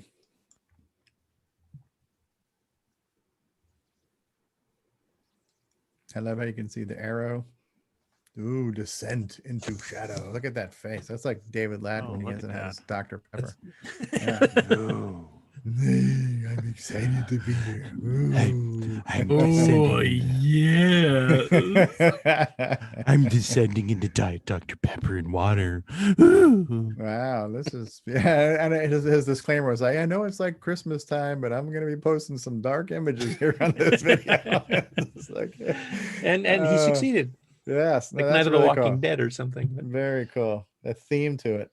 Very cool. Thank you, And Paul speaking of game development here, Trey Tomes has now got a graphics engine he's working on for a game he's doing, and he's got his first real test using some of the different things like animated water and stuff. Yeah, here. yeah. I remember commenting on this. This looked really neat, and it's very fast how it's moving and stuff too. There's an open door effect there, and oh, I see. Yeah, I couldn't figure out what the hell was going on with that. I'm like, man, that one tile is kind of glitching when he gets over it. But yeah, that's what it's opening the door. Hello. It's okay. Go back to sleep, Steven. So I mean, it's fun watching. I mean, we know Nick makes games and Chet makes games and stuff here, but here we've got multiple other people coming in and doing little machine language based stuff. They're doing semi graphics. They're doing CoCo 1 and 2 modes. We got some CoCo 3 stuff. I think this next year we might even have more new CoCo games than we did this past year, which was a banner year for the last decade. Right. So Challenge accepted. Get out there and make your CoCo games, people. now going back into old games, this is a YouTube channel that I had not seen too much before. I believe, Nick, this is the guy that actually bought some of your games in Japan. And he's been doing some CoCo videos now of individual games, and he does a bit more long play. So here's doing the 7-card stud, which is a rarer card, I guess, on the CoCo itself here. And he, kind of plays it for a little bit here. So I'll just fast forward a bit.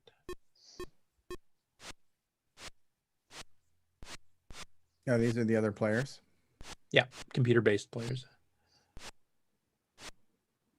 I mean, for a Racetrack card game, it's actually not too bad. I mean, it's fairly low RAM requirements because it's a lower res, but you actually have the little sound effects for the cards and smooth moving cards and stuff. So it's actually not badly done.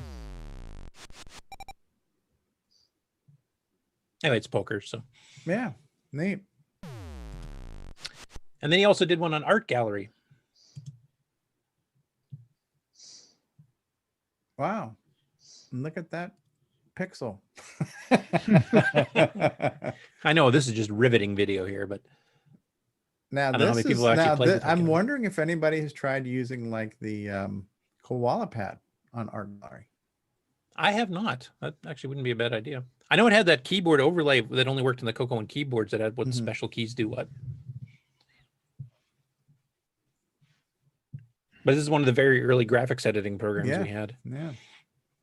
Change brush size. You can get different effects. You get the single pixel, the wider stuff. Yeah.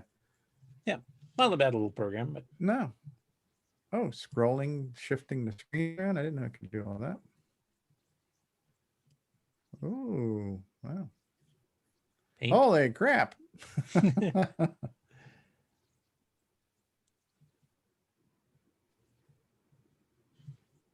This is my new screensaver. Now, did this support the joystick, or did you have to use the keyboard to move stuff around? I think it supported joystick, didn't it? Okay. I did use it a little bit way back when it first came out, and I don't really remember. I haven't used it since. If I'm not mistaken, is this the one of the ones that came with the bound book and everything too? Yeah, I think it was. It was a cartridge, but I believe you could save to tape, so you could save your artwork and load it back. Yeah, you definitely could save to tape. I do remember doing that. That's right, because I might have this one in my collection of books. I might have the manual for this in the bound. And you got a text mode editor too. Wow. Mart Gallery. CoCo computer. Okay. Interesting. Robert Kilgus, huh? Yep. And there's the wow. There's a glitch. Yeah. Is this color script set? It's written by the same guy, isn't it? Yeah, it is. Yeah, and same guy did Disc Edtasm. So he was hit and miss up. He's the same guy who did Skiing and Dino Wars too. So next up, we've got a YouTuber named Con Traveler. I'm not sure who that is, if it's somebody we know or not, or somebody new to the community. So he's doing a bit of a CoCo 1 and 2 animation experiment. He's doing for a Zelda style game. And he's got the animation for the fairy from Zelda 2 in low res. Oh, neat.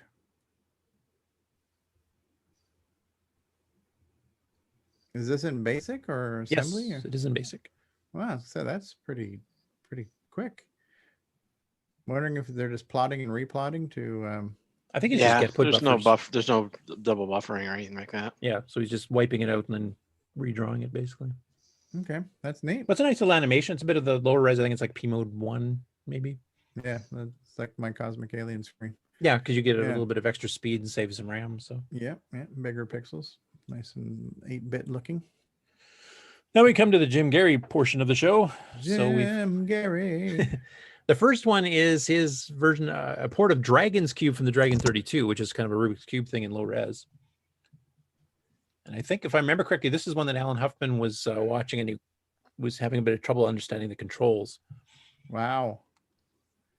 You're saying this is low res? What part is low res? So far, I'm seeing very high res. Oh, look at that. That is actually really cool. That's got to see. This is actually better than color cubes because these are like real colors, not like checkerboard patterns. You know what I mean? Like the Need Radio that PAL Shack, artifact. yeah, that Radio Shack color cubes was an eyesore. Now this might be like, go into like an SG8 or something like that and just get a little bit bigger pixels. I know you can't do that in an MC10 necessarily, but just for a CoCo project, it might be cool to take this 8-color mode and do something. Yeah. Or with that 8K RAM up. Well, I know that still doesn't do semi-graphics, higher semi-graphics, most in mind. Neat. That's actually quite good, honestly. Yep. And then next, in part of the Christmas theme of things here, he did a couple of programs here. So the first one here is a random Christmas tree generator. So it randomly generates the tree itself a little bit. And it's actually from an old Booker article called Techniques of Basic by John P. Grillo and J.D. Robertson. That was originally 1981. I don't know what platform the original was on. And there's his amazing sound chip. Yeah, again. man. Want a tree? Oh, how about this one?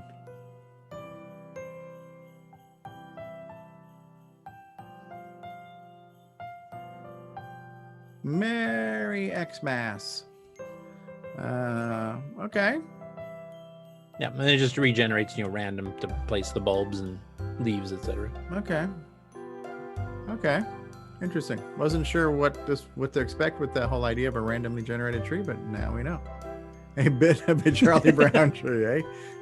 Procedurally generated Christmas trees. Yes. Yeah, there you go. On the CoCo. Oh, random tree. Oh, random tree. And then his last one for the game section here is called, well, it's abbreviated AHHA, which stands for Another Haunted House Adventure. That's just that easy to remember.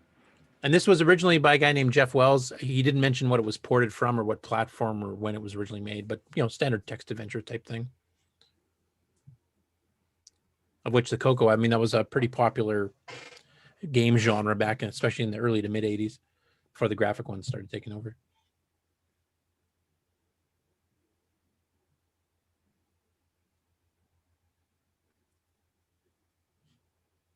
Anyway, Tattered scrap of towel. What now, boss? See, this game was written with Nick Marotta in mind because it calls you boss. Mm-hmm. I was thinking John Coffey from Green Mile. Oh, Cuber. I know this. Yeah, and this is actually kind of fun because Marlon Lee, who's one of the very first YouTubers to do CoCo game videos, he kind of has been off for a couple of months now. I think about 4 months actually, since the fall. And he just suddenly popped up and put this one up on Christmas Eve and mentioned he's going to try to sneak one more in before the end of the year. Nice. So it's his take on the Cuber game by Tom Mix.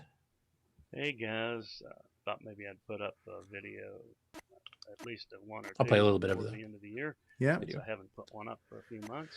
Not the Today worst we use had of this Cuber, palette set, Tom Mix the software, semi-graphics mode. It works. Cubert clone.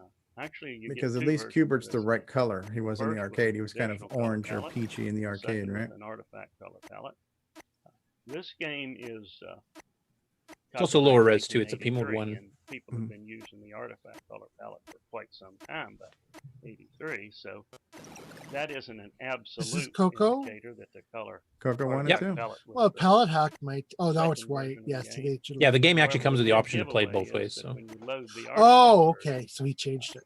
that way it would work in the European market right with away, PAL, it because you does just that. play that You first have to palette type in the set we saw with the activity white command, which indicates and the that orange that's the Cubert, copy and then protected this is the version. artifacting one for the Mix, NTSC market. started out not copy I'll leave it up to the protected, viewer to so figure out later which one they on, would actually prefer to play. as I mentioned before, they had a pretty lousy color protection scheme, and it Didn't do the caused animation a of fair firing amount of Cuber up to the top. problems No, for me. but the sound effects were good on this, especially like the cursing word balloon thing. That was Cubert pretty was good. one of those games, I think Yep. I mentioned in another video, that I never played in the arcade. When you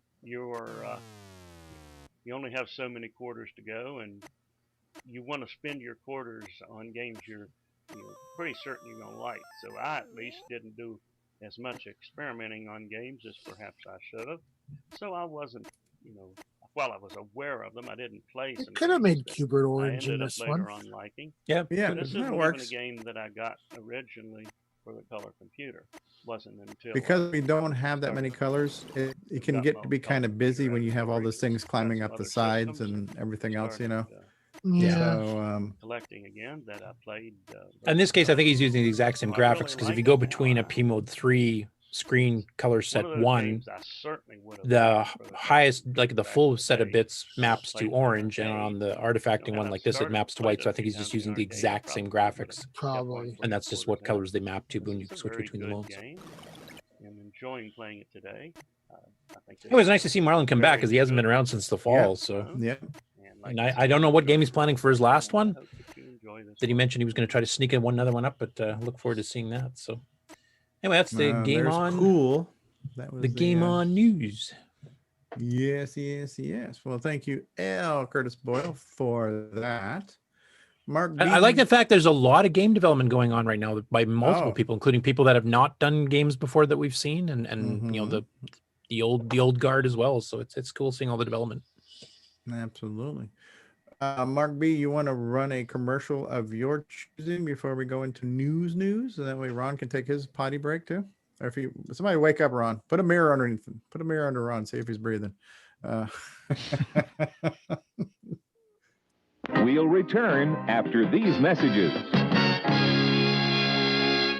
My fellow Americans, Australians, Canadians, Europeans, and all of you ands, I'm calling on all y'all to help us make the world great again by visiting the Retro Swag Shop at 8bit256.com, where you can get yourself a coffee mug like this with a little cute cartoon character that says, I'm a Cocoa Nut.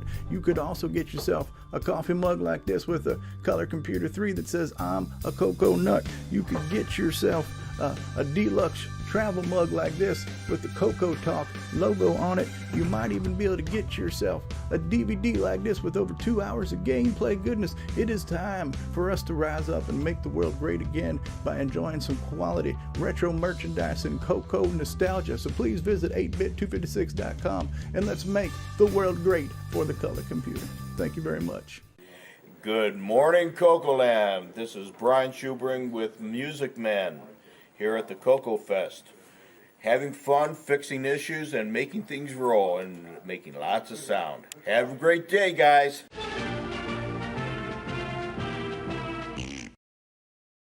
Baby, there's something I need to talk to you about. Remember when we first met? Everything was so easy and it felt like nothing could stop us. But now, everything is such a struggle. And if I'm being honest, you're really starting to show your age.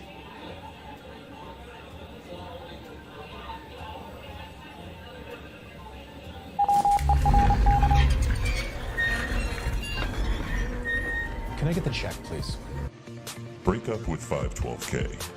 Use 2 megabytes now with NitroOS 9 Ease of Use Edition. Ease of use.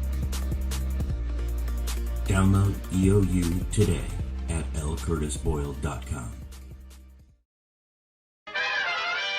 Some people have big plans after school. You know what Elliot's going to do? Jeff, too. Elliot's at work on a book report using Scripted on Radio Shack's Color Computer 3. It hooks up to his TV. And Jeff's at his Radio Shack Color Computer 3 playing the newest football game. But wait, what's Elliot doing playing New Super Pitfall? And Jeff's having a blast with a new math tutor. You never know what you might try with more than 100 programs for fun and learning. Radio Shack's Color Computer 3 comes with everything you see here. Other items each sold separately. Only at Radio Shack. And now, CoCo Thoughts by Samuel Gimes. I remember the days of grade school, when on the playground we would talk about the latest computer and console games. Until one day, when a kid told the teacher he was having a blast with his new math tutor. After he got out of the hospital, he changed schools. Hi, this is Eddie Zerbinsky from beautiful Quebec City. Vous écoutez CoCoTALK.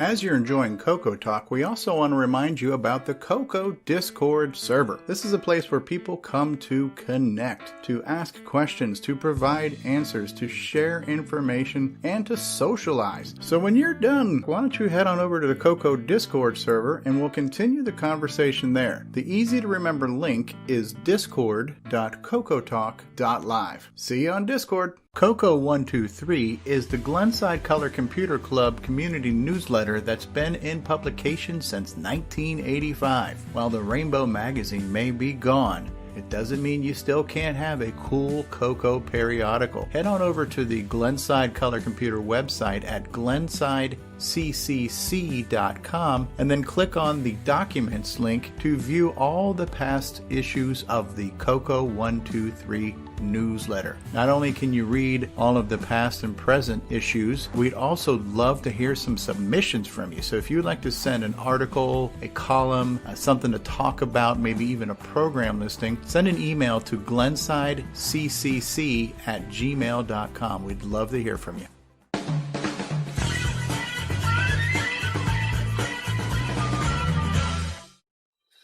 From around the world, what you need to know. Get caught up on News with L. Curtis Boyle. And now a Muppet News Flash. News intro.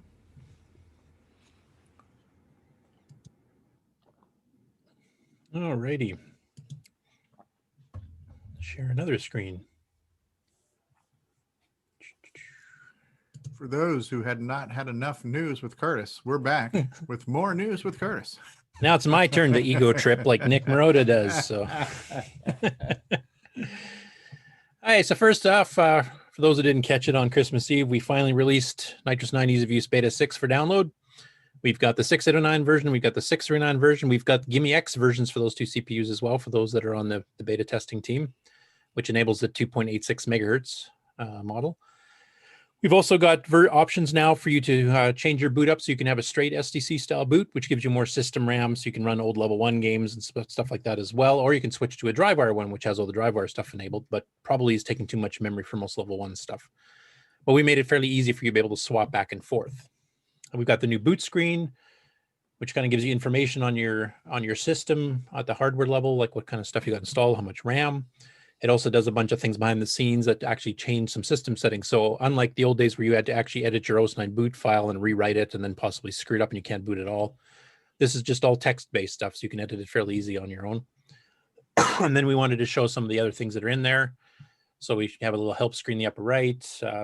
The one on the left here that I just scrolled on, which has Rogue on the left, and then the multi-view demo, and then I have a Basic 9 program that I'm actually running, a listing while it's running as part of the debug mode, was actually the same demo I used in the Amigos when we were demonstrating Nitrous 9 on their show, on their special. So that's basically just showing multitask. And then, of course, we have the Gem Quest game on the right from Floyd Wrestler, who's actually now getting active in the CoCo community again, is actually going to be doing an update to Gem Quest, which we hope to include in the future as well. But it's all available to download. So far, it's been getting pretty positive reviews from people who actually have had time to try it. There's a few minor bugs that we knew of going in, but as long as they weren't showstoppers, if we had a showstopper bug, we would have delayed the release. but most of them seem to be pretty minor, or they have pretty easy workarounds. Just, ask. And if we have some time on the show later, if anybody who's actually tried it and maybe has some questions, can feel free to ask. Bill was going to try to be here today. I don't know if he made it while I was downstairs getting coffee and stuff, but I'll try to answer whatever I can. So I can go out and download it and give us some feedback and let us know what you think. Very cool. Thank you for doing that. Yeah. Next up, Sheldon McDonald has posted 2 more episodes of his Exploring 609 Assembly series on YouTube. And he's got a 2-parter here that's called Converting 2 Bytes to Human Readable Strings. So he's converting 16-bit numbers to the actual, ASCII numerics in assembly language. So I won't play the actual video. You can watch the 2 here. It's a 2-parter on doing that. But he goes through the assembly language. He also shows some of his new tools that he's been working on to make, cross assembly between VCC, for example, and his tools, so that you can actually edit the source in his little editor and then immediately fire up VCC and do it, which I think you experimented, Stevie, with. Roger Taylor had something similar, if I remember. I hadn't used that one too much, but I've used a few. I've used John Strong's tool, and I've used the Long Branch Never one too. What I use is Notepad++. So yeah, no, okay. it's a great way to do it.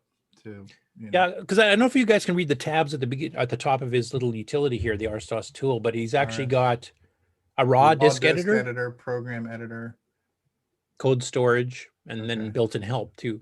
Okay. And he's constantly adding to this and upgrading it too. So this is a work in progress, but he's actually got quite a bit in there now. That's awesome. So that was his part 1, and then part 2, where he gets in more in the nitty-gritty of it. Man, that's a nice little source code editor there. And then he did another one where he did a demo. And this is actually one that he wrote in assembly, and he's just learning. He just started doing, his first attempts at double buffering, that he didn't quite do what we would traditionally call double buffering. But basically he made a bouncing lines demo in semi-graphics and with multiple colors. And it was one of his first, finished quote unquote projects of an actual demo program. So we'll play a little bit of that here. Actually, I'll play the whole thing pretty well. Oh, wow. That is cool. That's like Simon Jonasson level stuff right there. Look at that thing, man. Yeah, it wasn't a bad little first try there. No. Now he's doing double buffering in a sense, but not like we normally would. Normal double buffering, you have 2 areas for the screen reserved, and then you display one and you're drawing on the other. And then you just change the pointer to instantly flip to the other one and display it once it's fully rendered. And then you start rewriting the first one and you just alternate back and forth. And I think from what I read in his description here, what he's doing more here is he's actually doing like Rescue and Fractalist does, where it draws it off screen and then block copies it onto the screen itself. Like a P copy. Yeah, similar to that. So it's a bit of a slower method of doing it, but it does work. In the case of Fractalist, is because it doesn't line up with MMU blocks, and there's some technical reasons they did it that way. But yeah, no, it looks pretty good. And that's, he just started doing assembly language here, a couple months ago, I think. So he's advanced pretty far, pretty fast. Just coming up with a line drawing algorithm for semi-graphics, because it's based on 2x2 blocks. Yeah. Is, not for the beginner type thing. So definitely doing well there. Amazing. Next up, I hope somebody's got a chance to fully watch this video, because I have not had time. Because this came out right when Ease of Use was in its, working till 3 a.m. thing. But basically, from my understanding of this, is that they're going to take and build a new programmable chip, and it's not quite an FPGA or a CPLD style thing, but they're actually using the 609 as the base. Tim Linder actually is the one who brought this up, so I was hoping he would be on, because he knows a lot more about it than I do. But they're taking the 609 instruction set as the base, but they're making a fully pipelined chip that can run at much higher speeds. Unfortunately, it's not a plug-in replaceable. It's not like you can drop it in a 609 socket. It's meant for new projects.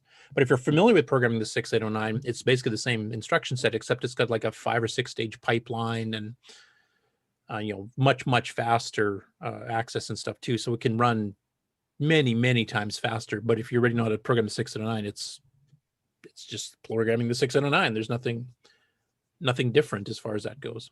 Just much faster. So I know Tim was pretty excited about it, and maybe next week if we can get Tim on, I wouldn't mind him to discuss, because he's actually talked to these people a little bit too. just to get the full gist of what they're doing. But they've got all kinds of diagrams explaining. Here's a bit of the history of the why they chose a 6809 over some of the other 8-bit CPUs from the time.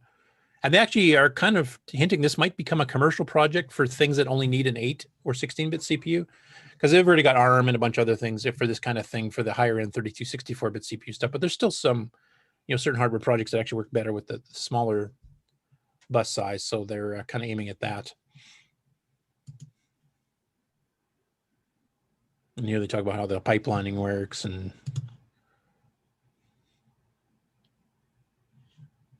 wow, this is like an actual super presentation thing going on here, huh?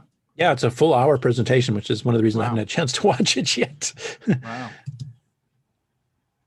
But they from I briefly did watch it, they're going right into the details of how the whole thing works and what the advantages and disadvantages are. So I do plan on watching it this week now that ease of use is finally out, and kind of catch up on it. But yeah, if we can get Tim on next week, because he's much more into this kind of level of stuff than I am, that maybe he can comment on it. Okay, very cool.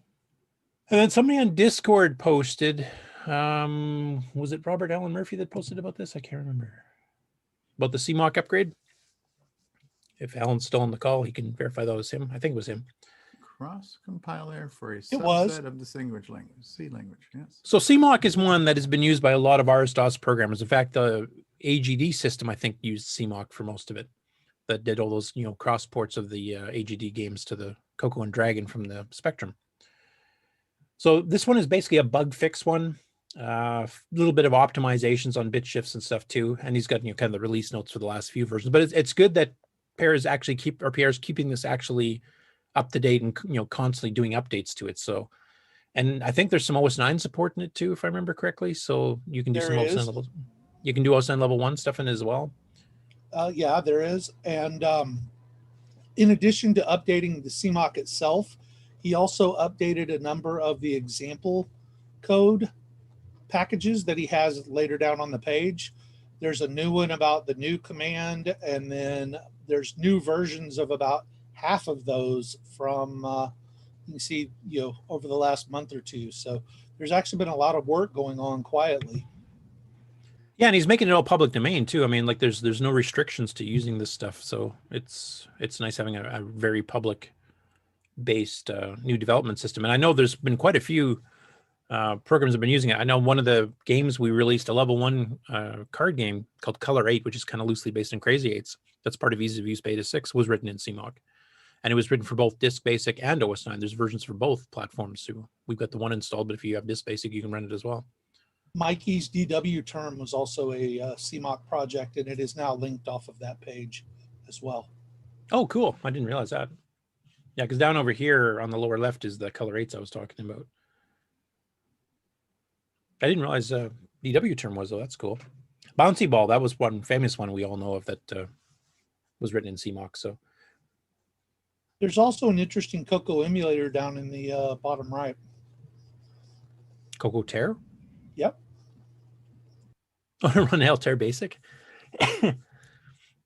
Yeah, I'll have to make an OS 9 version. I can throw it in the emulators along with RSB and the CPM emulator. There's another game here too, a Splinter Break the Bricks game. Neat. According to that, that's a CoCo 3 game, 320 by 192. Oh, it is too, CoCo 3. So has he got full CoCo 3 support in there, Alan? I didn't realize he had CoCo 3. There is quite a bit. There is not full support for things like standard C libraries or all of the different functions of the various hardware, but it is evolving over time, which is why I was interested to see that there were more things coming up than just CMOC itself being updated. So up at the very beginning, there's libraries like bgraph, bcontrol, decb file, things like that are utility libraries that are specific to CMOC and the CoCo. And it does support some Vectrex work as well. I think you covered one of those last week. Okay, cool. Yeah, there's just a ton of stuff there. And he is very open to contributions. So if some of the folks that are really good at hardware programming in both assembly and C have ideas on how to expand those functions, that he's very happy to talk about how that works or add patches or code or whatever. So it already does understand the difference between CoCo 1, 2, and 3, and it does have some specific support, but there could always be more. Okay. Well, cool. Since you actually sounds like you actually keep track of his progress on this as it is, maybe just fire off me when you get some of the updates here or new demo programs release, new libraries, etc., and I can highlight them on the show. It looks like his bgraph library looks like includes semi-graphics 8, 12, and 20 more for setting, resetting, and getting pixels in those modes. So imagine using like line, draw, paint, and circle in a semi-graphics mode. That's pretty cool, man. Yeah, and you could do. I mean, C is generally faster than BASIC to begin with, so I mean, you could probably write some pretty cool stuff in this. And the demo, most of these packages has a test mode and a demo program with them, so that you can exercise the functions of the particular library. So if you dig into that, there is a bgraph demo and a bsound demo that are in each of those zip files that are to illustrate how to use the code, but they'll also show you a quick capability of what it does. Cool. Yeah, definitely keep me up to date on that, Alan, because I sometimes miss when he does stuff. Because where does he usually announce his updates? Like, I don't see them on the list. I don't usually see him on Facebook or anywhere else. So me either. I just happen to be checking for another update for something else. I know he does post things in the Dragon group from time to time. Yeah, I've seen him post some things, but I didn't see this update. So pretty substantial. Yeah, that's cool. It's nice seeing active development environments. I mean, we've got cross assemblers now. We've got the CMOC compiler for both OS 9 and for Rigor Disk Basic, and adding graphics libraries now for the 3 and semi-graphics and stuff too. Like, this is a cool project to watch, and it'll be cool to see what people that like programming in C, what they can do with it. Yeah, I like both C and assembly, and between William Astel's LW tools and this CMOC, that should open up quite a bit of options for people. Yeah, and then we've got Jeff Tennyson, who actually contributed his new DCC compiler to the Nitrous 9 Ease of Use project, which is basically the microWare C, but with a lot of added stuff. It compiles to smaller code. It makes faster code. It also includes some C, later C, like ANSI C and even C++ type of conventions, like for doing remarks and some other things too. So it's a bit more modernized from the original microWare compiler too. Plus, it has access to all the same libraries. So that one's getting more advanced too as well. So yeah, we've got a lot of development tools that are getting updated these days. So that kind of goes in. Go ahead.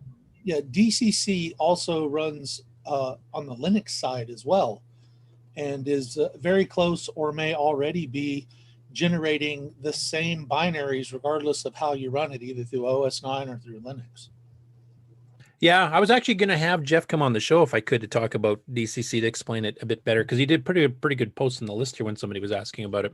But he's just finishing off his new move to a new house, so I didn't want to pressure him too much for time this close to Christmas.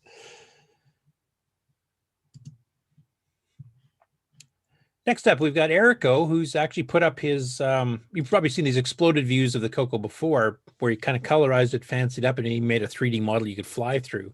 But he's actually uploaded the actual image files for these now, so you can download them on your own. Yeah, that is so cool. That is so cool to have it very well rendered like that. Yeah. Got the feet, we got the screws, we got the gimme socket, and that's the power supply receptacle there. Gimme socket, the cartridge bay door. Yeah. It's power cord. Yeah, I remember somebody asking a question. Oh, this is great. Now, can you tell me exactly what size screws those are? Because I need to order some replaceable screws. And yeah. Yeah, they're listed in the book that had that illustration in it. Yeah, and that's really good. It's nice and clean. I know Paul Shoemaker had done a poster of one of these breakout things before that was available, where you could print it and get like a wall art of it. I'm trying to decide which one I like more. I like the line art one, but I'm thinking I like the colored and shaded one too. Yeah, that's a tough choice, because I mean, the one is kind of that retro bare bones look of the old tech manuals type thing, and the one on the right's more of a modernized one. But they're both beautiful. Yeah, yeah. If I had to get pick both. one, I think I would do the one on the right if I had to pick just one. Collect them all. Collect So them it all. changes. Yeah. Yeah. Just need a CoCo 3 one now. That's the other one. Right. Yeah. Good job, Erica. It's a work of art right there, man. Yes, it is. I won't play this again because we already saw it. Sorry. But this was Simon's. I'm sure he didn't have all those songs in the first version we saw a couple years ago. I can swear I don't remember that. I remember the first one for sure. Yeah, you would hope the author would know, but well, he might have changed it. Maybe he changed it, not long after he released it originally, and then we just never played it because it was after Christmas. So that could be. But anyway, it's a really cool CoCo 3 demo. Go download it. Multiple. I know two voice music. I know he said it's only got 2 voices, but I could have sworn listening to it, I heard an extra voice. Now I often hear multiple voices in my head, but I could have sworn there was an extra instrument track in there from time to time, like a really high register one that was coming in. But who knows? Sometimes the ear plays tricks on you, or there's the perception of something else. But yeah, I really like the music. When I saw this on Facebook, and I was watching this at the right time, and he's like, yeah, make sure you wait till the end. So I'm like, oh yeah, I've seen this before, I've heard this before, but I'm like, oh yeah, there's a see that wait to the end. I think implies that he knew that there was extra songs. Yeah, and then but yeah, it literally gave me the chills just listening to the music. I just saw it at the right time, and it's like, oh man, this is just really cool. So and it's nice we have multiple decent CoCo 3 Christmas demos now. I mean, we've got on ease of use comes with the Sierra demo that was standard across multiple machines, but based on the AGI engine that King's Quest and Leisure Solaire, and they wrote a Christmas demo that has a little bit of customization. You can type in a couple of messages of your own to print on the screen while it's doing it. But I know, like Alan was playing in the background on his scene there, and it has Santa and the reindeer flying around and jumping into chimneys and all kinds of stuff. So it's a pretty cool demo. And then Simon's demo, which features multi-voice music running simultaneously with this twisty spinning Santa thing. And yeah, there's just been it's been a great software year for the CoCo. I don't know what else to say about that. What might be kind of neat is if because a couple of years ago John Linville had done Christmas Rush or Xmas Rush, where you had to rescue the tree from the snowman and stuff. And now that he's got his sound chip thing too, it might be cool to get a version of that with some background music, like some Christmas music playing in the background while you're rescuing Christmas trees. That might be cool. And can you imagine when the MP3 card comes out, what you could do with it? So Simon also released a second demo, and this is a conversion of his bouncing, spinning Taurus thing that he had on the CoCo 3 demo we saw at the fest. Except this is now working on a CoCo 1 and 2. So obviously the color palette's a bit different, but it still looks pretty impressive. Yeah, I like this one. Yeah, it looks really good. On the CoCo 3, it's got variant shades of blue, so it's kind of like a steel blue looking. But on this one, only having the 4 colors, it's a really cool rainbow effect, like a heat map. Yeah, actually, that's kind of what the infrared maps almost. It kind of reminded me of like the Predator when he's like looking at the infrared stuff, Yeah. That's exactly what I thought when I saw it too, actually. So it's kind of cool. I wasn't going to say it because I thought I sounded like an idiot, but thanks for sharing. Listen, if you need somebody to sound like an idiot, I'm your guy. So you cover yourself in mud and watch this video, right? If it bleeds, we can kill it. Really? The next one's kind of a different thing here. Fedora Steeman has requested that people subscribe to his friend's YouTube channel, and this is Retro Computing with Mike. And basically, him and Mike have an agreement that if they get 1,000 subscribers, and the last time I checked, I think they're at 996, so they're just about there, that they will do either an MC10 or a CoCo video pretty well immediately afterwards. And he goes into retro computing in general. He covers all platforms. So this is the extortionist to me, but how many followers does he need to get to not do an MC10 video?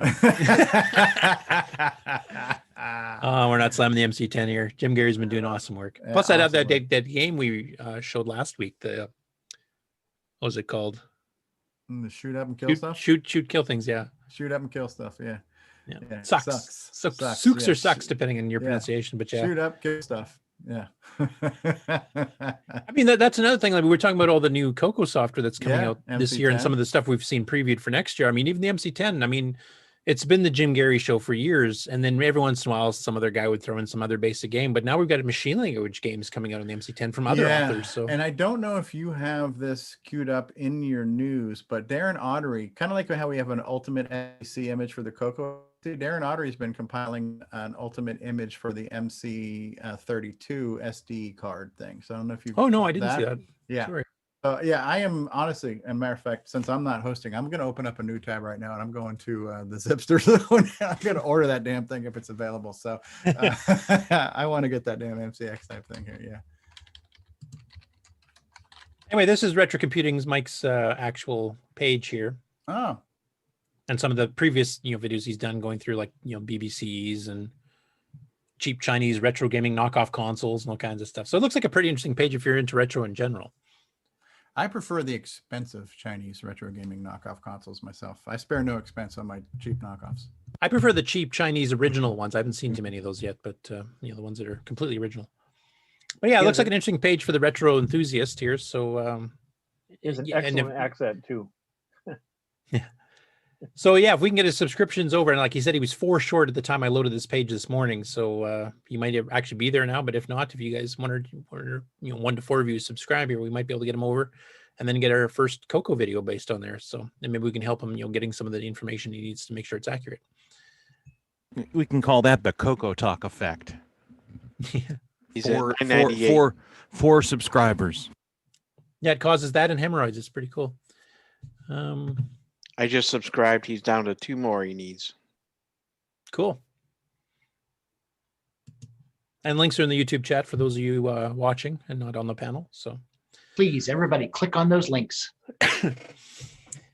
Hey, next up, Jerry Stratton. We mentioned on the last week's show that he's been going through and putting up some, CoCo 1 and 2 Christmas-related graphics programs that he plucked out of Rainbow and just did a screenshot of whatever. So I grabbed 4 that he did this week. And I mean, obviously it's the day after Christmas here now, or 2 days after if you're in Australia. So I thought I'd show the 4 that he put up this week. So here's a P-Mode 4 one with artifacting colors and a nice little candle and some candy canes. And here's a nice in the manger with the great conjunction up at the top there, I believe. And Ron DeVoe can talk about that. He's the astronomy wizard. Okay, I've just ordered my MCX 32. there was like a half a dozen available. Now it's -1. Cool. Yeah, I wish I caught these in time for the newsletter. So these are nice. Well, some of these he released before the newsletter came out, but barely, and these other ones came out after. So, yeah. By the way, I've spared no expense. I've commissioned Ron Delvaux to help us with the cover of the next newsletter. So cool. Yeah, I like these. This would be kind of cool to make animated demos out of these too. Yeah, and if actually that Sierra Christmas demo, that's kind of one of the ones they have is the reindeer pulling the sleigh, landing on the roof. Then Santa jumps right out and plummets right down the chimney. And by the way, 2 days or less, I'm expecting that cartridge. This is the era of Amazon, right? So cool. Can you do a review on the future show? Seriously? Oh, absolutely. That'd be cool. Absolutely. Yeah, I'm going to download the ultimate MC10 image. Yeah, I like this. The snow was the star, and yeah, lit up Christmas trees, and yeah. So that was the 4 he plucked out of various rainbows, just little graphics bits they usually put in the December issue. So. Next up, Paul Shoemaker did in addition to doing his little dark Christmas, game engine thing with his cutscenes, he also did a SemiGraphics 12 Merry Christmas mini demo using SemiGraphics. So I'll play that. Oh, wow, dude. That looks so good. It's almost like he's doing palette registers here, but this is very fast page flipping. Redrawing, yep. Yeah. Simple but effective. Yeah. And I'm sure Nick's happy that a lot of people are starting to experiment with the semi-graphics mode. Well, he gets a royalty for that. We have licensed that mode through him now. So Crikey. Hey, and then, there he Ken, is. since he's actually on the panel, I believe still. Yep. Did you want me to start playing and I'll kill the sound and you can kind of describe what you're doing? Sure, go ahead. Just kind of tease people here. Yep. So on suggestion from David Ladd, I got myself a Bluetooth little dongle there and hooked it up to the cassette cable, and just to see if I could load things off my computer over Bluetooth. And did a couple of experiments with that just to, see what would happen. Now, did you find this a lot more reliable than your previous video of doing it? Yes, absolutely. Way more reliable than the FM, but I more attribute the FM stuff to the fact that I had really old radios that were very crackly. So I think modern radios worked really well for the FM stuff, but the Bluetooth just worked. So where did you get the WAV files for these to load them? Actually, I got them right off the Color Computer Archive. Okay, so they're there. They're under the cassette. When you go into cassette versions of the programs, most of them have WAV files with them.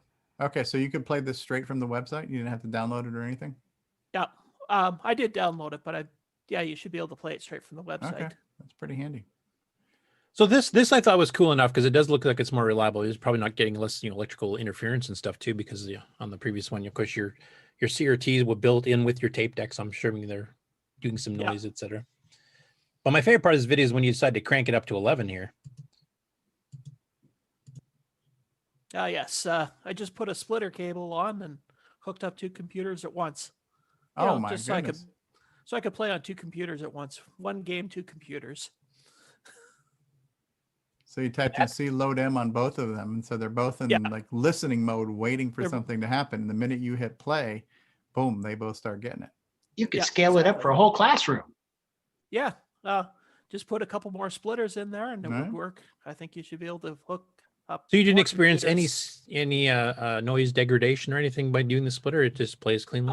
No, it just actually the splitters worked first time. I already had the sound levels set from doing them individually, so as soon as I hooked the splitter up, it worked first time. So, and the minute you hit play on your phone, I was ecstatic to see this go live. I like the way you hit enter after the C load M's just for dramatic. Well, he's not playing from his phone though. He's playing from his Mac. Are you playing this in fast speed right now? Is that why? Because I just sped it. I sped it up for that. I was going to say I don't ever remember anything loading from tape that quickly.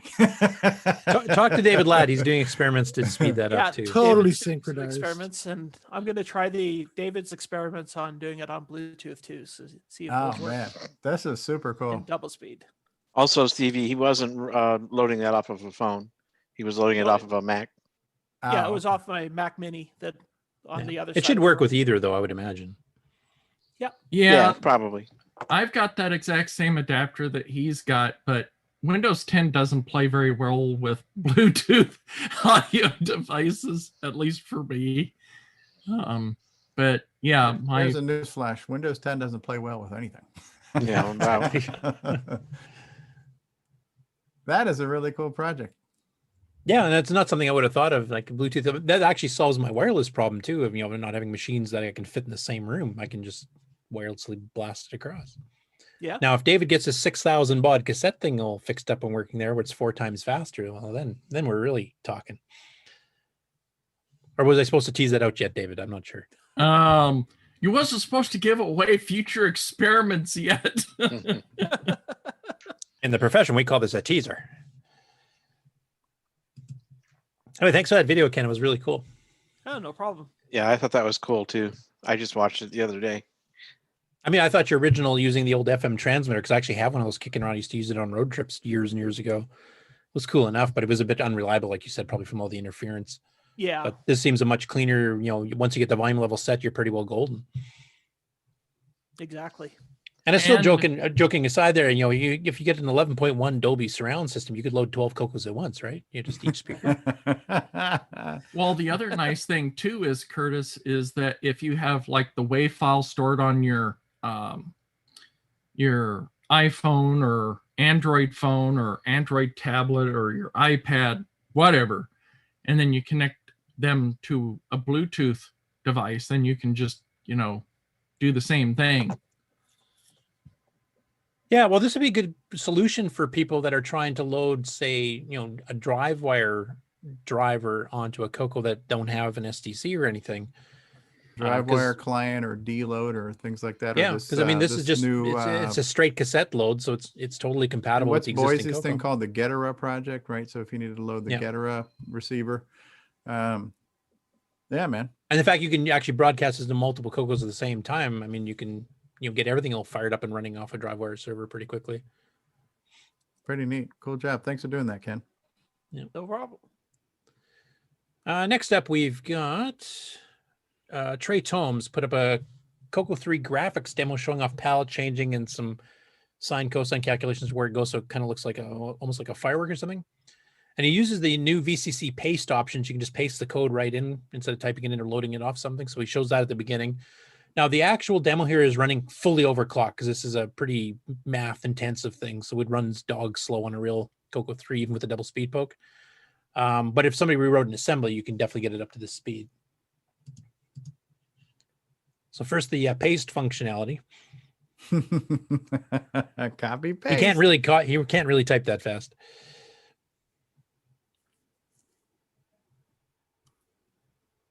Like I said, this is overclocked 89 megahertz on VCC, but that is neat. Nice explosion effects of the. Oh my god, that is so cool. Look at him go! Look at him. And he starts with bright colors and dims it out, so it looks like a real firework where it gets dimmer as you progress. Oh man, that is so impressive. I'd love to see this redone in ML so it actually runs at this speed on the real thing. That'd be kind of a cool demo. Yeah, that guy Sloppy Malibu wants to come in the call. Should we let him in? Tell him to hang on. I'm sure he's never heard that. Oh, it just keeps getting better every time. If it's worth doing, it's worth overdoing, I believe was your mantra, Nick. So it fits. Yeah. It was really cool. I mean, this would make a nice screensaver demo, to be honest, if you got it up to full speed.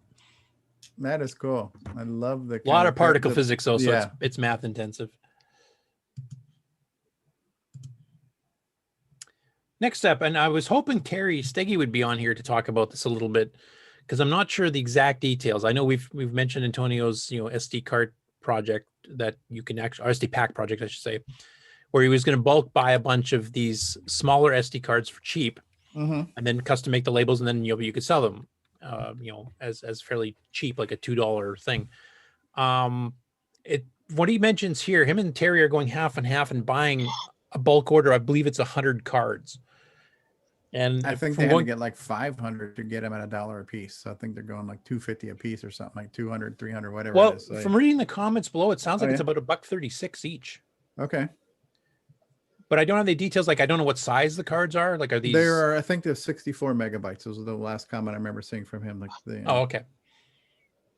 Because that'd be like if it was a little bit bigger than that, like if there was a 256 meg for not too much, that'd be a good way for us to hand out, say, Nitrous 9 Ease of Use at CoCo Fest. If you have an SDC, just get this, plug it in, and run it. We could even set it up to auto exec too. So I mean, you just plug it in, turn the CoCo on, and you're booting right into it without having to do anything. And for other games as well, I think that would be a pretty decent thing. So I'm hoping we'll have to find out what the size is. I guess, like I said, I don't know what the exact size is. Yeah, it's neat. It's a neat project. I tried to find some inexpensive 256 meg, and I couldn't find them. You would think they'd be real cheap, but when you find them, they're like expensive. They're more expensive than like the multi-gigabyte ones. Right. Well, like I said, if Stevie's right that the size of the ones they did find is 64 meg and they're only $1.36 each, that's hopefully you can find something that's scalable. I couldn't find it. Yeah, I didn't find anything like that. Yeah, well, they had to do a bulk order of like 500 units to get the price down. So yeah, make it up in volume. Yep. Kind of like David Ladd, make it up in volume. Oh yeah. Oh yeah. So Carlos Camacho's got something going on. Yeah, we've got two things from Carlos. So the first one here is that his 40th anniversary CoCo t-shirts finally started shipping, and I guess Alan Huffman was the first person to actually receive it, and Brian Weasler was saying he was hoping he would be the first. And if Brian's still on the call, have you received it since then? Just came in the mail. Oh, here.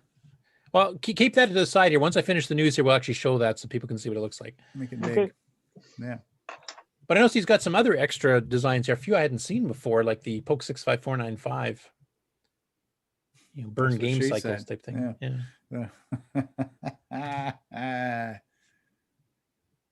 Yeah. I mean, he was planning on having these for the fest because of course the 40th anniversary of the CoCo. We're going to have that at CoCo Fest as kind of the theme, to match Bruce's book, etc. And of course that didn't happen because of COVID. So it's really cool that he's actually got the T-shirts out anyway, and the orders are starting to come in. So very nice. And then his second post is he's got the badges back in stock for the 2 meg and the 128K. And I saw some comments afterwards. He's even got some of the ones for multi-packs and stuff now too. Oh, so neat. if you have any damaged labels or badges or that are missing ones, you can actually get pretty decent replacements here. And here's a picture of the 2048K one as an example. So those are available for order on his eBay page. Yeah, and we should point out, it's kind of hard to see from the picture, but his badges are not the metal plate badges like you're used to seeing on the CoCo 3. It has got the clear plastic kind of bubble above it. So it's kind of the jewel top one. It's still got the metal plate underneath it, but it's not like the metal flat engraved embossed one that you're used to seeing on your CoCo 3. It's more like a CoCo 1 kind of space bar bumpy type thing. Still very great quality, but it's just not exactly the same badge that the CoCo 3 originally had. Yeah, I mean, stylistically, like the way the graphics are is fairly close, but the materials is a little different. Yeah.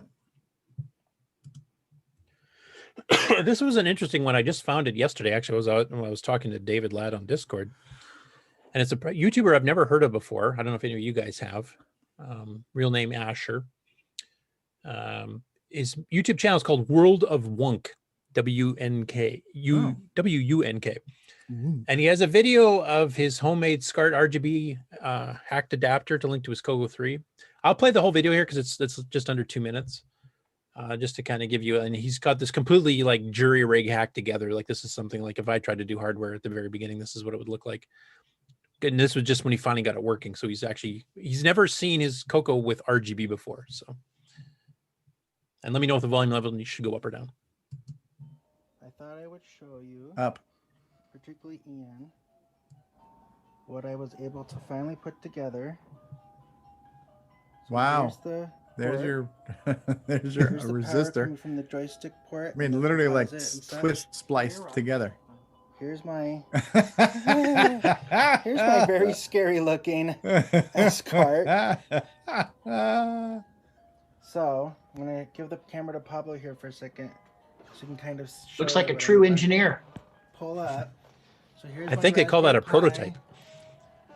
Here's the driveway. Here's the Python server. Very scary prototype. So we'll boot it up. That's Pi DriveWire, Mikey. Now that it's running, switch over to the CoCo. So let's boot the CoCo up. Oh, and he's got the cartridge going on there too. So it looks like he's got an oh no. Okay. So his colors are off. I didn't right touch there. anything though. Oh, it's because this part came out. Like I said, it's really rough. Impromptu. There we go. Okay. Boom. Don't touch it. So he's got an HDB DOS boot cartridge. Up into Nitros with the disk operating system command. And here it goes and boots up into Nitros, which I couldn't read before, but now look at it. Holy crap. He's booting into Nitros. Yeah, if you've ever ran that 80 column screen on a composite, it's a blurry mess of noise, artifact colors. Looks stellar. I can read it now. See, I couldn't read any of this before. Now I can read it. It's pixel perfect almost. Thank That's anyway, cool. It was a pretty cool video, and I love seeing those hack jobs like that. Yeah, where you you're literally had prototyping to, something, and then he decided to demo it live on camera, and then the wire popped out. And what the heck? And that just reminds me so much of CoCo people in the past I've known. Anyway, I sent a comment to him there on the fact that there's a commercial version of the SCART adapter, and also updated versions of Nitros 9 and stuff. So if I get a response of him, I'll see if I can maybe invite him on the show. Excellent. And I will state that the prototype of the switcheroo never looked quite that bad.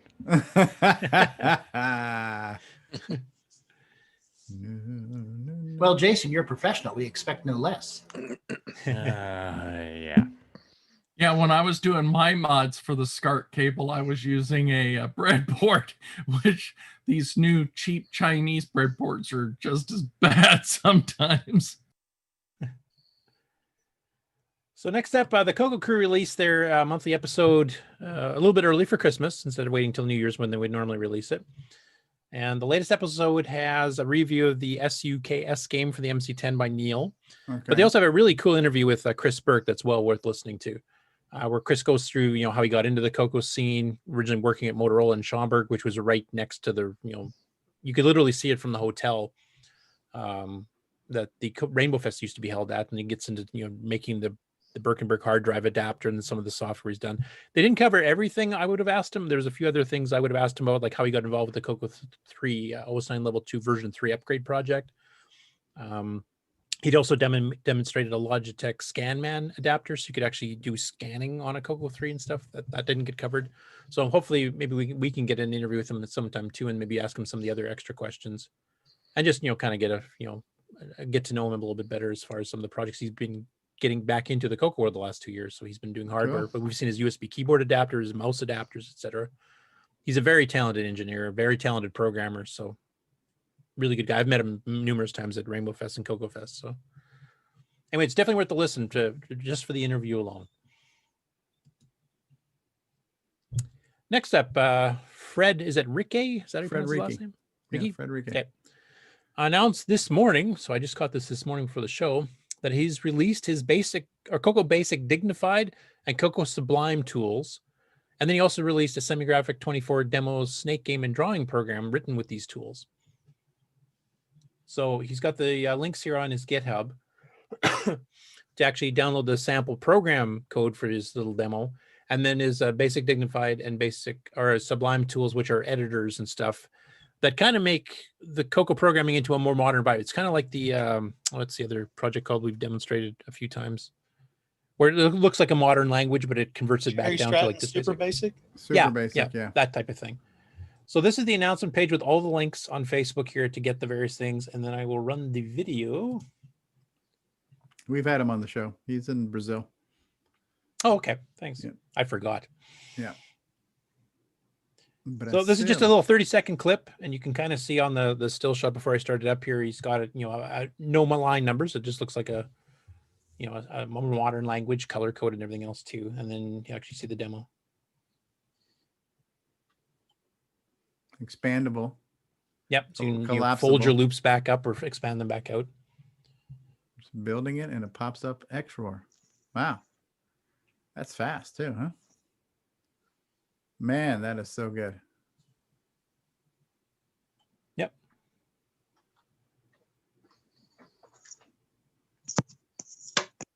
And there's the converted code to show you what it turned into after it took the prettified modern version and converted it down to the CoCo. So that's a pretty cool project. And he's released the tool set now and his demo program. So you can get all of that on his GitHub site. And then the last one, is Sloopy still here? Hang on. Yep, I'm here. Okay, I understood some of this and some of it I didn't, so I'll just let you explain them all. So if you want to go through your two main projects here and explain what they are, and then I'll okay. I'll bring up the first one here. Yeah, the first one there I explained last week and such on the show, but as a recap, it's basically it allows you to put HDB DOS with DriveWire in your CoCo 3. It supports HDB DOS with DriveWire for the CoCo 2 and for the CoCo 3. Even though this board only works in the 3, that's so that if you are running stuff that you don't want high speed mode, you can use the HDB DOS for the CoCo 2.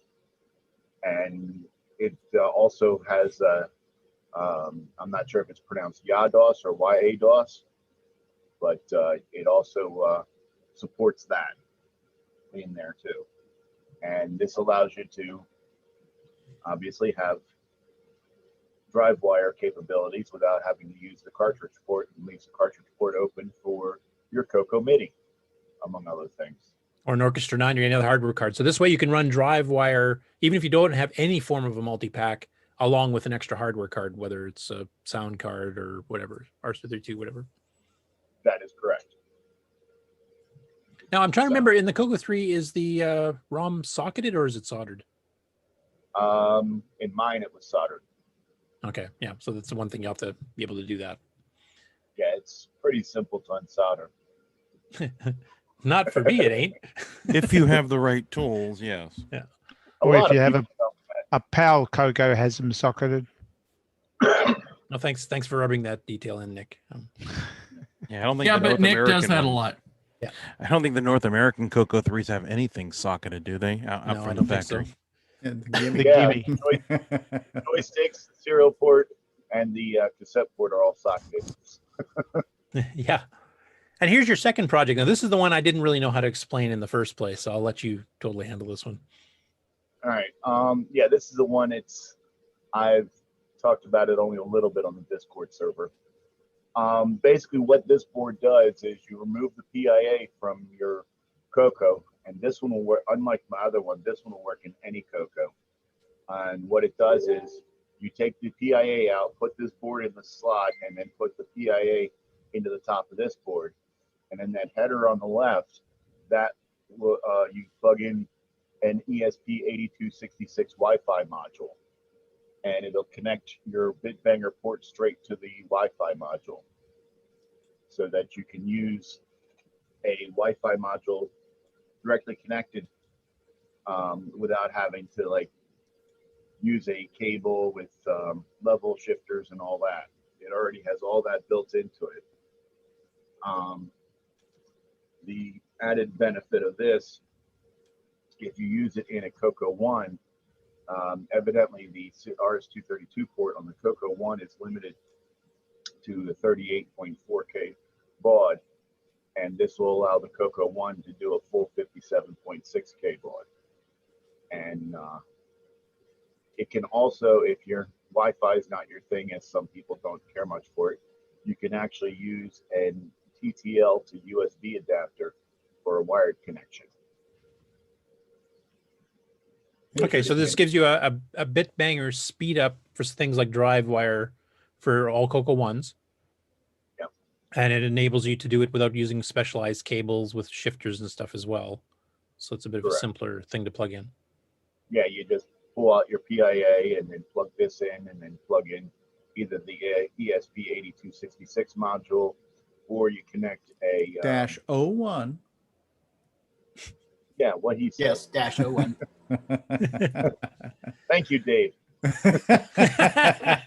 Now- welcome. Now listen here. Just because I showed you that board didn't mean that you had to go even further. So, Hey, how I do you already get gave it up. on your Wi-Fi? Do you have to connect was it to that? a PC first to configure it? Honestly, I don't know. I've had 2 of those boards for a year now, and I've yet to use them on anything. It's just that I actually was designing this board for using a TTL to USB adapter, Mm-hmm. and Dave actually said to me, he goes, "You could probably put an ESP8266-01 on there." Yes. Okay. And I said, yeah, probably could. And then when I went and looked at it and thought about it, I was like, well, if I designed it for the ESP8266-01, that the TTL to USB would be just as simple as a couple wires plugged onto the header. So I have not actually done the Wi-Fi module yet, but my CoCo 1 actually has the TTL adapter, the TTL to USB, and that's what I'm actually using for DriveWire on it. Cool. If you use Alan Huffman's port with a Xi modem, it should just plug in and look just like a modem. You can just dial up a Telnet BBS or such. Yeah, that's from what I understand. There's Xi modem, and there's a couple others that emulate the AT command set, phase command set. So. And then this last picture here, Sloopy, this is actual boards you've got actually with the internal drive wire. Yes, those are actual boards. The actual boards that I made because my original board was just point to point soldered. Wires weren't twisted together, but they were. I haven't done the twisty wire thing since probably 1980. Well, we'll go with 1989 because I don't want to be that old. I've done that kind of stuff with speaker wire before. I had like kind of twist splice some speaker wire and then electric tape them or something. But so since you got actual boards made here, is this something you plan on selling later, or what's your ultimate goal here? Well, in general, I make projects that I want for myself, and if other people show interest in wanting to buy them, then I'll make more for other people. And because I've gotten at least 2 or 3 people that said that they've wanted one, I'm going to be making a run of these boards at the very least. The other ones, they were just announced yesterday. Not many people knew of their existence until yesterday. So I've already got 2 people that have said that they want one. So I'm probably going to make a run of them also. Okay, so since you are planning on making a small, at least a small run of these boards here for people that are interested, do you have a price in case other people that are watching the show and haven't heard of this before, of what you plan on selling these for, or do you know that yet? I haven't really thought about it yet, but literally a best guess for this board would be complete with those ICs on it would be no more than $25 at most. Okay, that's pretty cool to have it in like an internal, boot straight to, off drive wire type thing. Drive wire. The most significant cost of it is the ROM, the flash ROM. So those are like $5-6 each. The other board, it's probably like 18 to 20 at most. And that would include an ESP module or a TTL to USB module. And the neat thing too, Sloopy, is that you're relatively new to the community. You're an Apple guy. No, excuse me, Atari guy. I didn't mean to insult you. You're an Atari guy. I'm assaulted. And but you've come in and you're already making some CoCo hardware projects. That's pretty cool for being kind of, new to the system. Yeah, well, I've been designing hardware for a year or 2, so 430. That's cool. I've had this long standing habit of not leaving things alone. I think some of your demos, I think you were showing on Discord, there was suddenly something would stop working or blow up. Kind of a test. I just had to jiggle the one wire and get the picture back up, man. That's what the jiggling makes it work. Yeah. Well, that's why I smoke, so that I can deny that my projects are on fire. And I'm just glad we're not playing the David Ladd drinking game right now with all those ESPs and TTLs and drive wires. We'd all be wasted right now. The hardware acronym game. We can throw some flux and grease weasels in there too. Oh, I'm sure you could, David. Hey! I got a cat weasel. Doesn't that give you a finish your drink? Yeah. What about cat weasel? Because that's actually a retro weasel board. That one deserves like a double shot. Yeah. So yeah, I've got it. It's actually in the computer over behind me. A cat weasel, the PCI version.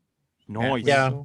Tim Linder years ago lent me his ISA bus version of the cat weasel, so I could back up some of my old copy protected games. So.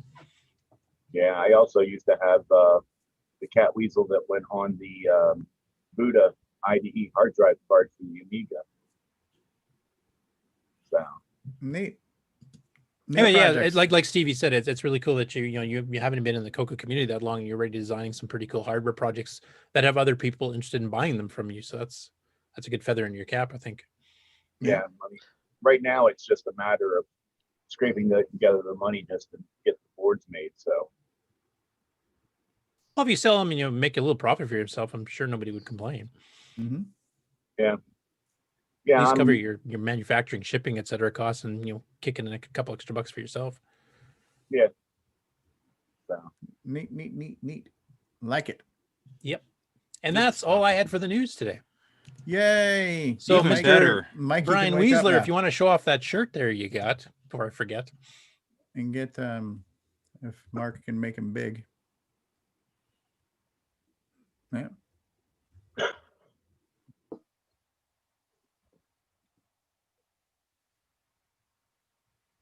There he is.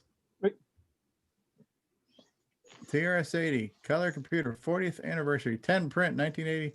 See here, I'm calling shenanigans this one. I don't think the tilde key exists in extended basic, does it? 1980 to 2020. No, but it does in OS 9, so that's all that matters. What do you got to think? Cool. Nice. There's the CoCo. There's the color computer system block diagram, because everybody needs to have that on a t-shirt. Radio Shack TRS-80 color computer. Yes. Very cool. And nothing screams sex magnet like a schematic breakdown like that. Yeah. Oh, babe. You'll attract other engineers at least. Yeah, David Ladd will follow you around like a puppy dog after that. So that sounds more like a warning than a benefit. I'm more a sophisticated engineer. I prefer a full schematic. Watch out, David Ladd's a hugger. Yeah, you're gonna need a bigger shirt.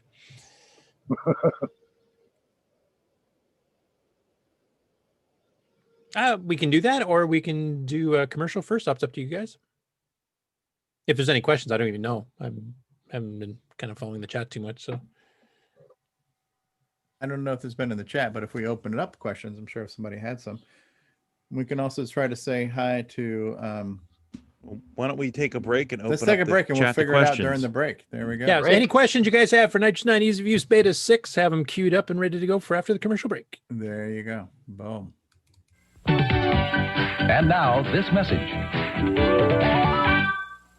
Hi, it's Curtis Boyle, part of the CoCoTALK crew of people. Hey everybody, this is Bill Noble, co-author of Nitrous 9. You are listening to CoCoTALK Live, the leading live CoCoTALK show. Good day, mates. This is Nick Marionettes, author of such color computer titles as Donut Disaster, Rupert Rhymes, and Rockstar Pilot. And I am here today to tell you about the world's most fabulous operating system, OS 9. OS 9 and its current incarnation, Nitrous 9, is the most advanced operating system ever created. And what makes it so good? Ease of use. I find OS 9 so incredibly intuitive that I haven't once cracked open the user manual, and yet I've been able to create such incredible games faster than the time it takes to sing Waltzing Matilda. Using OS 9, I expect my next game, Funstar, will be done this weekend and distributed exclusively on ROM cartridge. OS 9 forever. Any resemblance to actual events to persons living or dead is purely coincidental. Hi, this is Max Jackson live from CoCoFest. And listen to The Real Gamer, Steve Schroe. We're traveling through a dimension both of sound and ideas. We're at a place where the mind can comprehend and devise a solar radio, a wireless transmitter, measure time and light. 65 electronic projects brought to reality with this science fair kit. Astonishing? Perhaps. But you can find it for Christmas for $17.95 in a place that's known as Radio Shack. Radios, stereos, recorders, everything in sound.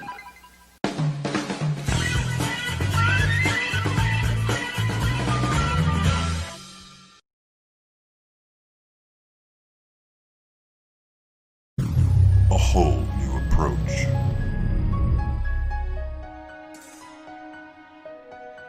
Faster than ever.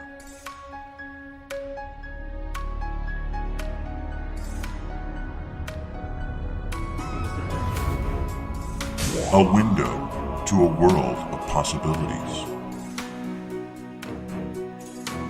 Clear your expectations.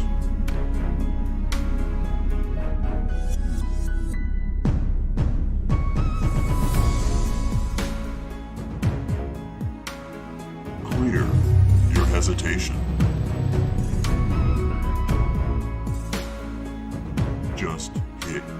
clear.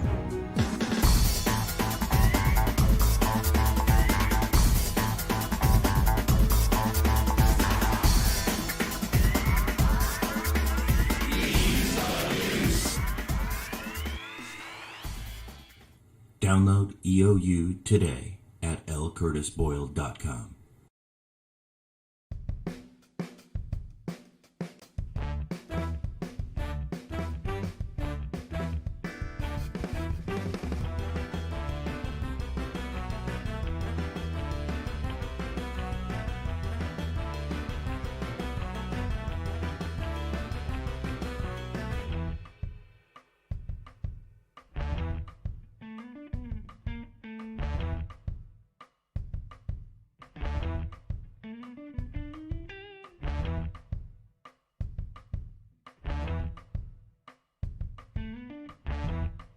Yeah.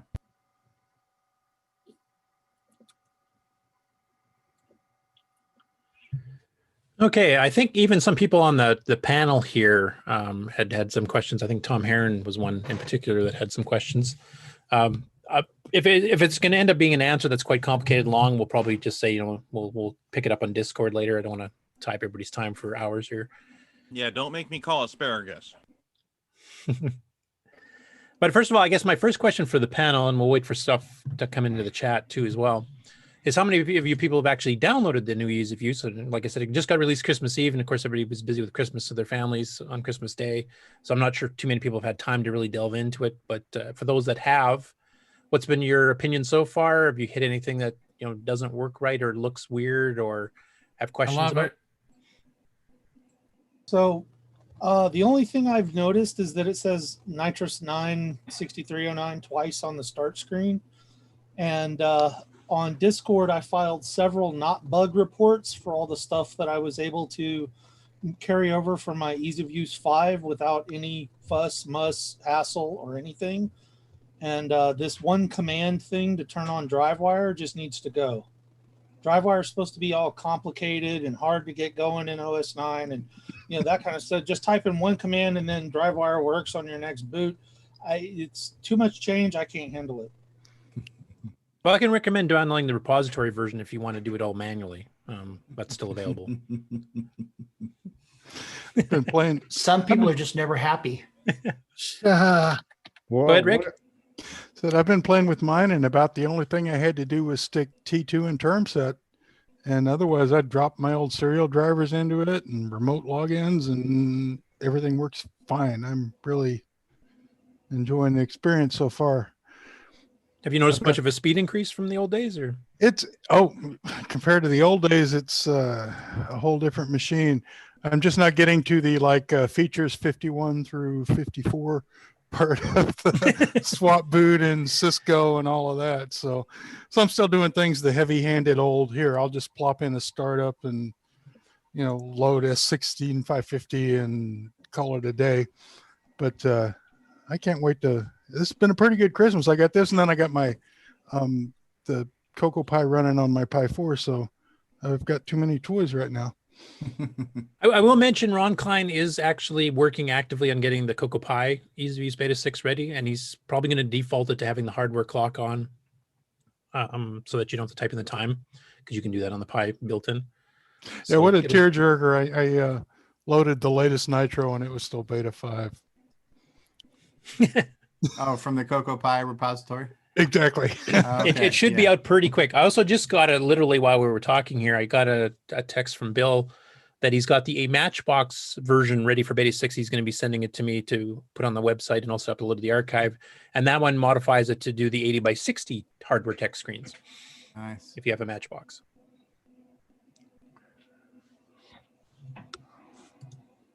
Nice trash can. I would like to know how to navigate the SD card. From Nitrous 9? Yeah. Right now, there's the SDC command written by Barry Nelson. Bill has started one to be a bit more easy to use, but it's because we had a lot of core OS stuff to fix up here for the release.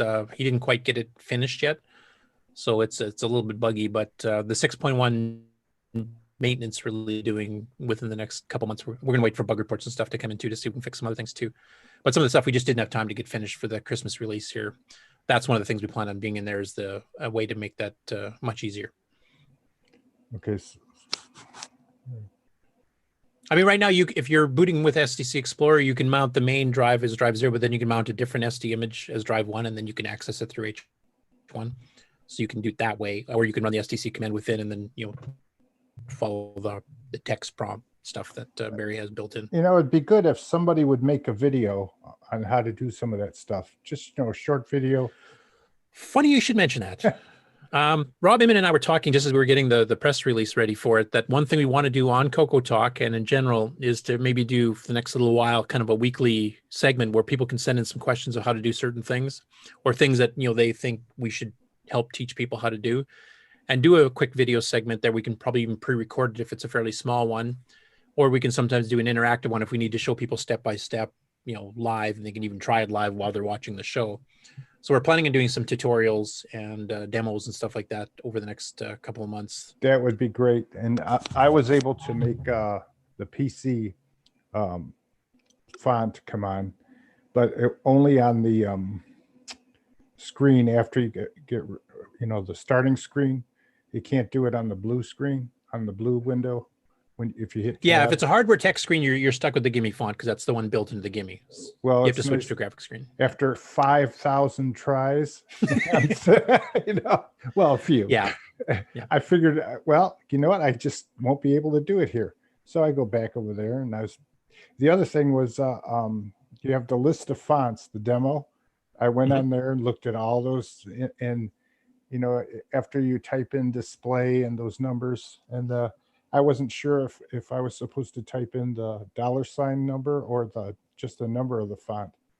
And I finally figured that out. It's just the number of the font, right? Yeah, it defaults to hex, so you can do that. There is options in display. You can switch it to decimal if you're more comfortable with that. I think you have to put a period before each number, and then it'll interpret as decimal. So display will work both ways. Yeah. And then if you change the font and then bring up G Shell, you get a mystery menu at the top of the screen. G Shell's got some hard coding in it for fonts because it needs certain size fonts, and it needs to do narrow fonts and stuff, which the DOS font doesn't have support for. So there's some hard codedness in certain programs, and there's only I think 3 or 4 narrow fonts in there right now. There's one that G Shell uses, a standard one. There's a Mac style one. I can't remember what the other one is off the top of my head, but there's a few of the narrower fonts. We're actually planning on doing a bit further work on fonts, actually, probably not for 6.1, but maybe 7. Bill and I have some long-term plans, which I'm not going to announce now, but that'll hopefully make things a lot easier for manipulating fonts. But basically, to answer your question, you have to be in a graphics window to run any of the fonts besides the built-in Gimme one. And you can do that. Your quick and dirty way to do it is just fire up, G Shell, and then just do the Tandy menu and do shell. And then just, draw a square box, how big you want your shell to appear on the screen. And that's always a graphics one. So then your display commands will work from there. Or you can create your own manually too. I noticed that some of the windows that come up for help aren't big enough to see all the help. And they scroll off, and there's some of it should pause. Yeah, it does pause, but you miss some of the text. You know what I mean? Like the window's too small. Are you running in 40 column or an 80 column? Gosh, I don't remember. It'd be 40, I'd say. Yeah, if you're still running 40, then it might overflow some of those because some of the lines in the help file are pretty long. So it's a basic idea is to go to the 40 or to the 80, column. If you can. The reason we have 40 as a default is because there's quite a few people new to the CoCo that are running these on TVs and composite monitors. And the first so at least it's readable. The first thing I did was take it off composite. I imagine most people that are have RGB monitors will be doing that. It came up as red, and I thought, there's something missing here. But I figured it out. That's Nick Moreni's main complaint of the difference between PAL and NTSC CoCo 3s is because the PAL machines, your colors were exactly the same between composite PAL and RGB PAL. Yeah. So they don't have to worry about any of this. It just comes out right. NTSC, the North American variant, that's the one where the colors are completely and utterly different from each other with the same value. And that is a pain in the ass. So we have ease of use defaulting to composite and defaulting to 40 column on your boot screen, defaulting to 40 column in G Shell, just so that you can make it readable. But if you have an RGB monitor, I would highly recommend going in and changing your settings to 80 column and RGB is good Can as you make 80 columns standard then? So Yes. it comes up. Okay, so you just go over. You can change to the boot screen and G shell both to come control. up 80 columns. Yeah. You go over to Control's control. got an issue actually. This was just discovered at the late stages here. We've added so many new variables into the environment file that G shell has a fixed size buffer apparently. Now we have added ones before and it didn't cause this problem, so I didn't realize. I thought they were doing it line by line like some other utilities do. But it tries to read in the whole thing at once, and now it's overflowing. So when you try to rewrite it back out, you can run control and make temporary changes. Just don't save the changes, and it'll work for your current session. But if you try to save it, it actually will corrupt your environment file. Now, I'm trying to remember the guy's name, but he's started working on a new control program, and Bill and I are going to help him with it. And I think Bill Pierce is actually working on a version of doing the same thing in his new version of M Shell as well. But you'll be able to properly edit and save your settings in the control program and gprint and in the ports off the Tandy menu too. So that'll be coming. That was something we didn't realize until fairly late in the game that was actually a problem. So the fun of beta testing. Well, thanks for it. It's great. It's getting more fun as time goes on. Good. That's good to hear. We had some really good feedback. Like one thing that surprised me, like the swap boot system I came up with was actually to help me and Bill for testing, because we have to swap between emulators and CPUs and monitor types and everything else. So I just did that as a hack to be able to switch through them easily without me having to remember to copy all these files all over the place. And it seems to be probably the most popular option on the new system right now, because it makes it really easy. And you can make your own. You can fit up to 20 different custom boots. And some people were asking in the emails, why do we also copy, separate startup files and environment files? Because wouldn't you want your colors and stuff set the same between everything? Like if you're booting a DriveWire boot or just a plain STC boot or an emulator boot or whatever.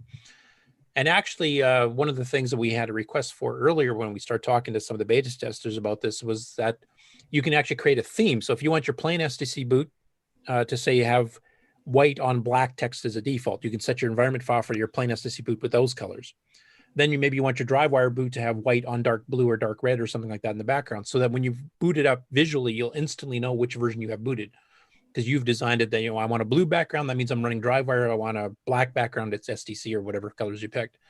So you have a visual cue, even if you just come to the CoCo a day or two later and forgot what the last boot you did was. You can just take a look. Oh, that's what I'm running. So you can kind of custom design your colors and stuff based on your boots and make your own if you want to add in MIDI or 16550 drivers like Rick Loon's doing, or any other thing you want to do, or custom boots for hardware, custom boots for certain software. Then you can have up to 20 at once in the current menu system. And I think we're only using a max 4 depending on the system you got now. I have one last thing to ask you, and I won't bug you anymore. But when I put, I used M shell and copied some stuff over from floppy to the pictures CM3 files, and I clicked on it. It wouldn't come up. I think I briefly talked to you about it on chat, on Messenger. But how is it that it doesn't automatically have view to look at it?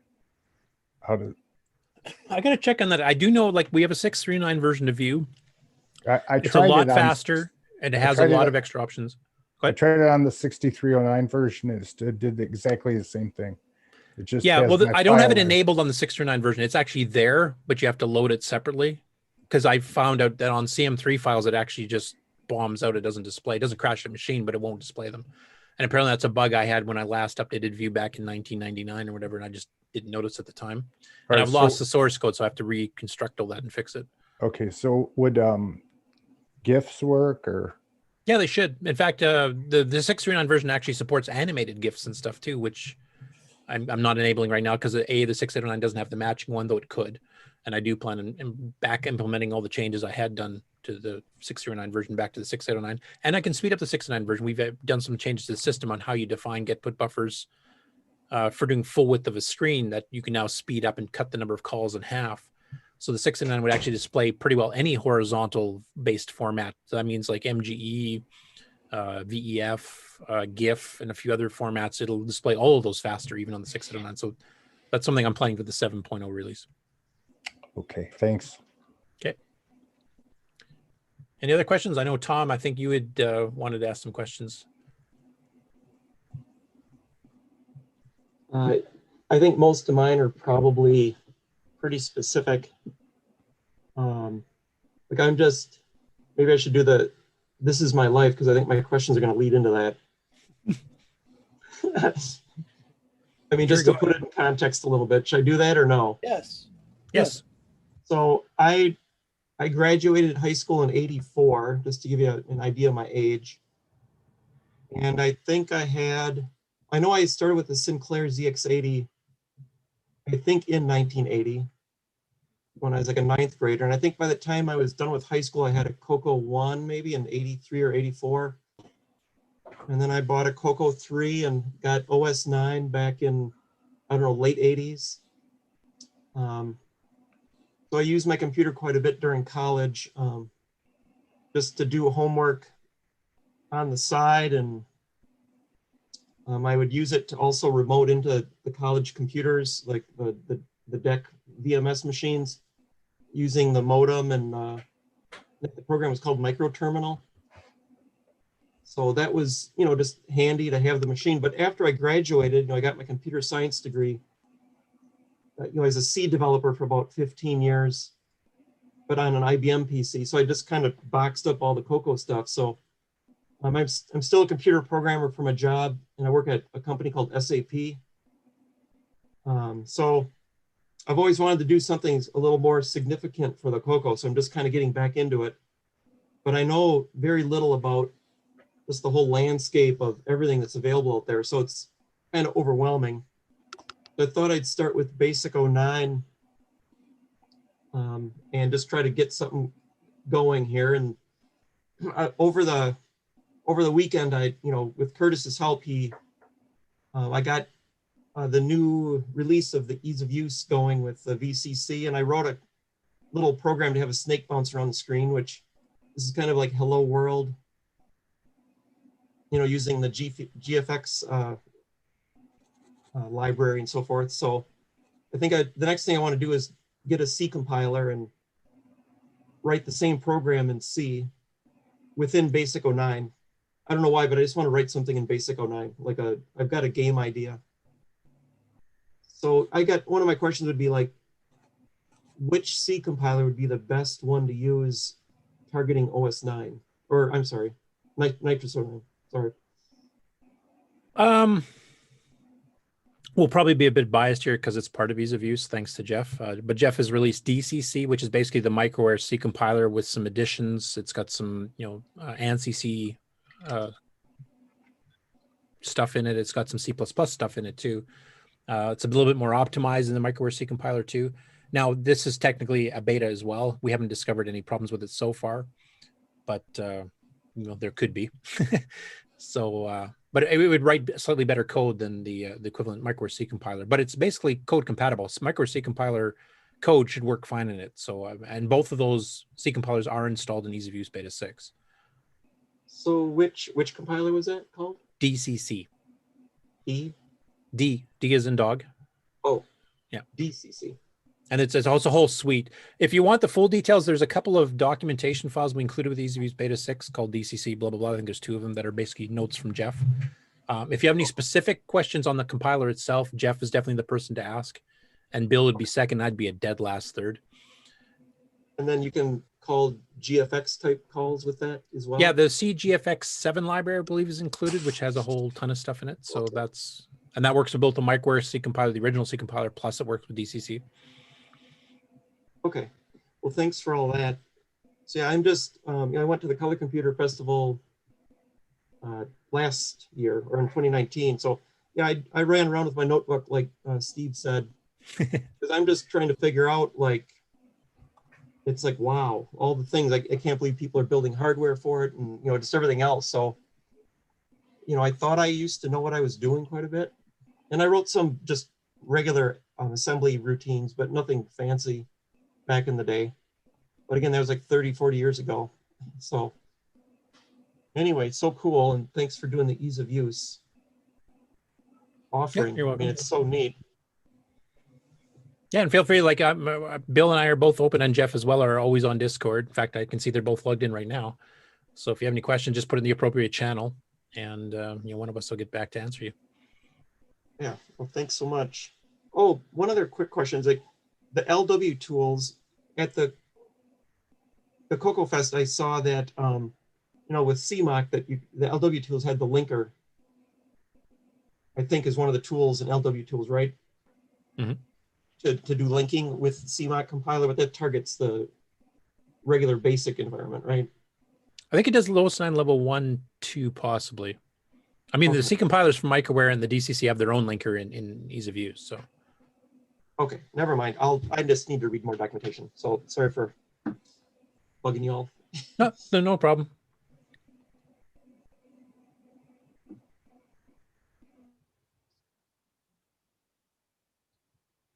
Yeah, I did see one comment there from Mendelio 420. Mentions I don't like using modern tech with my vintage computer game systems unless necessary. I mean, hard drives were available from 1984, 85 on the CoCo, so that's definitely period correct.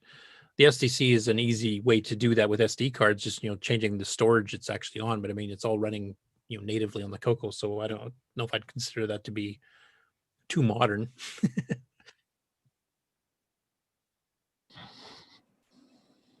Yeah, and in the case of the SDC, it replaces our hard drive and a floppy drive simultaneously, so it's kind of it saves you from having getting an MPI in a lot of cases, because in the old days you'd have to have a floppy controller and a hard drive controller, which means you had to have an MPI to run both.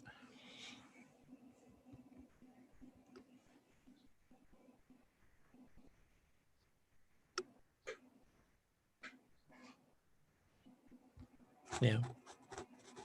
So anybody else downloaded Grease any weasel. first impressions or questions? And thanks for your quick review there, Rick. Oh, hey, everything works pretty well.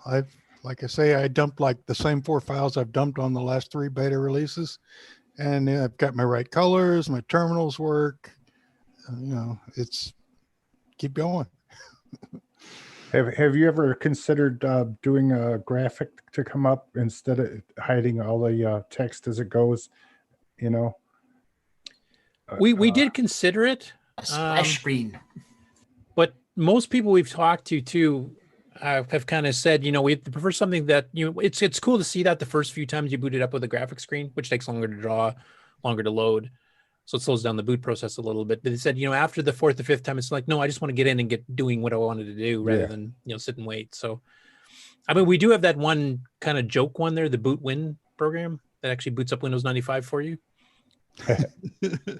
Yeah, to be frank, I'm going to use your new swap boot thing to create a boot that loads like 4 color patterns and 1 font and go. Yeah, and just it gives you a nice clean system map. Yeah, well, that's the reason we did that. Actually, is that you can customize it to your heart's content and actually have all of these available.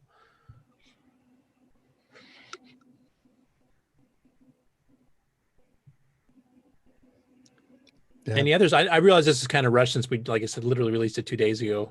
Not even a full 2 days yet, and then we had Christmas in the middle, so a lot of people haven't tried it yet. So we'll probably do a follow up next week when people actually had a chance to hammer through it.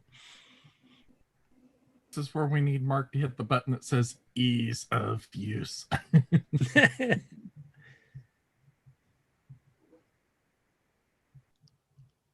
He might have fallen asleep. We're talking about Nitrous 9 after all. No, he said he was running as soon as Nitrous 9 started.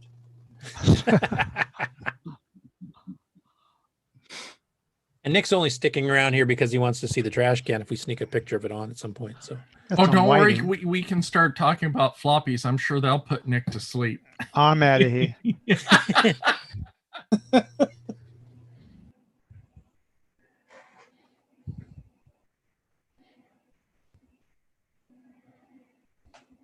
Oh, it might be done. Like I said, there's probably not too many questions on ease of use yet this week, just because it's so recently released. So,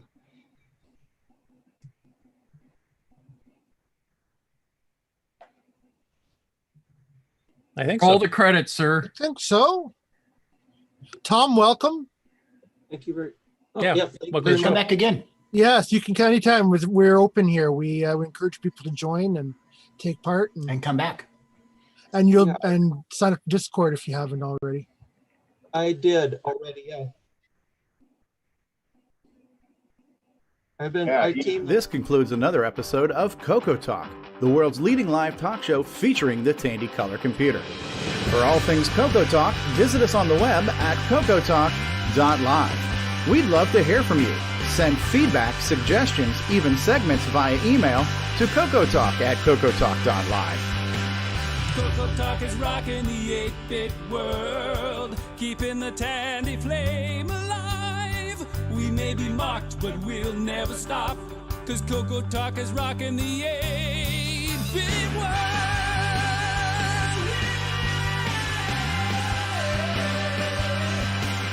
Consider supporting the show with a purchase of merchandise from our retro swag shop at 8bit256.com.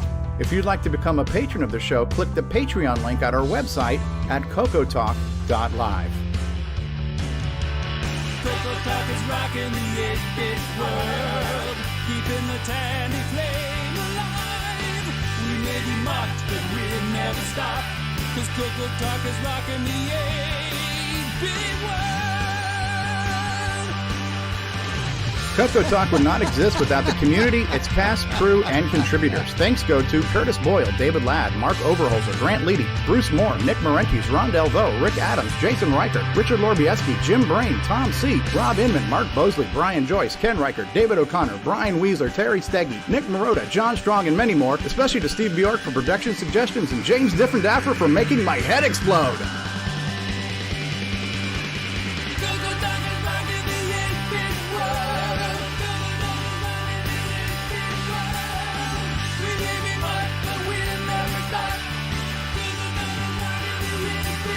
Please help support the CoCo community by visiting some of its various contributors.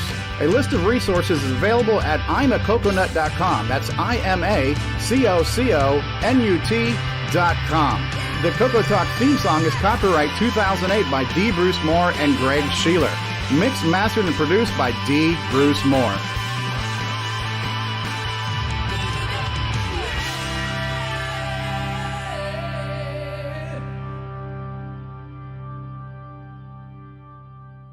Oh, we're getting in our best behavior now. Hello. Do we have one more? This is the last one this year? This is. Yeah. Yes. This is our last of 2020. We should say goodbye to this year. Yes. Merry Christmas and a Happy New Year, everyone. Buck off. Next year. Yeah. Buck off. Happy New Year. The next year can't be as bad as this one. That's all I got to say. So I'm looking forward to it. Yeah, right. Oh. I know, cursed it now. I do want to make one quick mention. I will be putting the Matchbox version up for anybody who has a Matchbox not too long after the show. And Ron Klein will probably have the Cocoa Pie version of Ease of Use out this week too. So any of those of you that have those platforms, look forward to that. Oh, yeah. Push the button, Frank. Well, it's been a year. Next year. Happy New Year. 2020 highway. It can't be worse, right?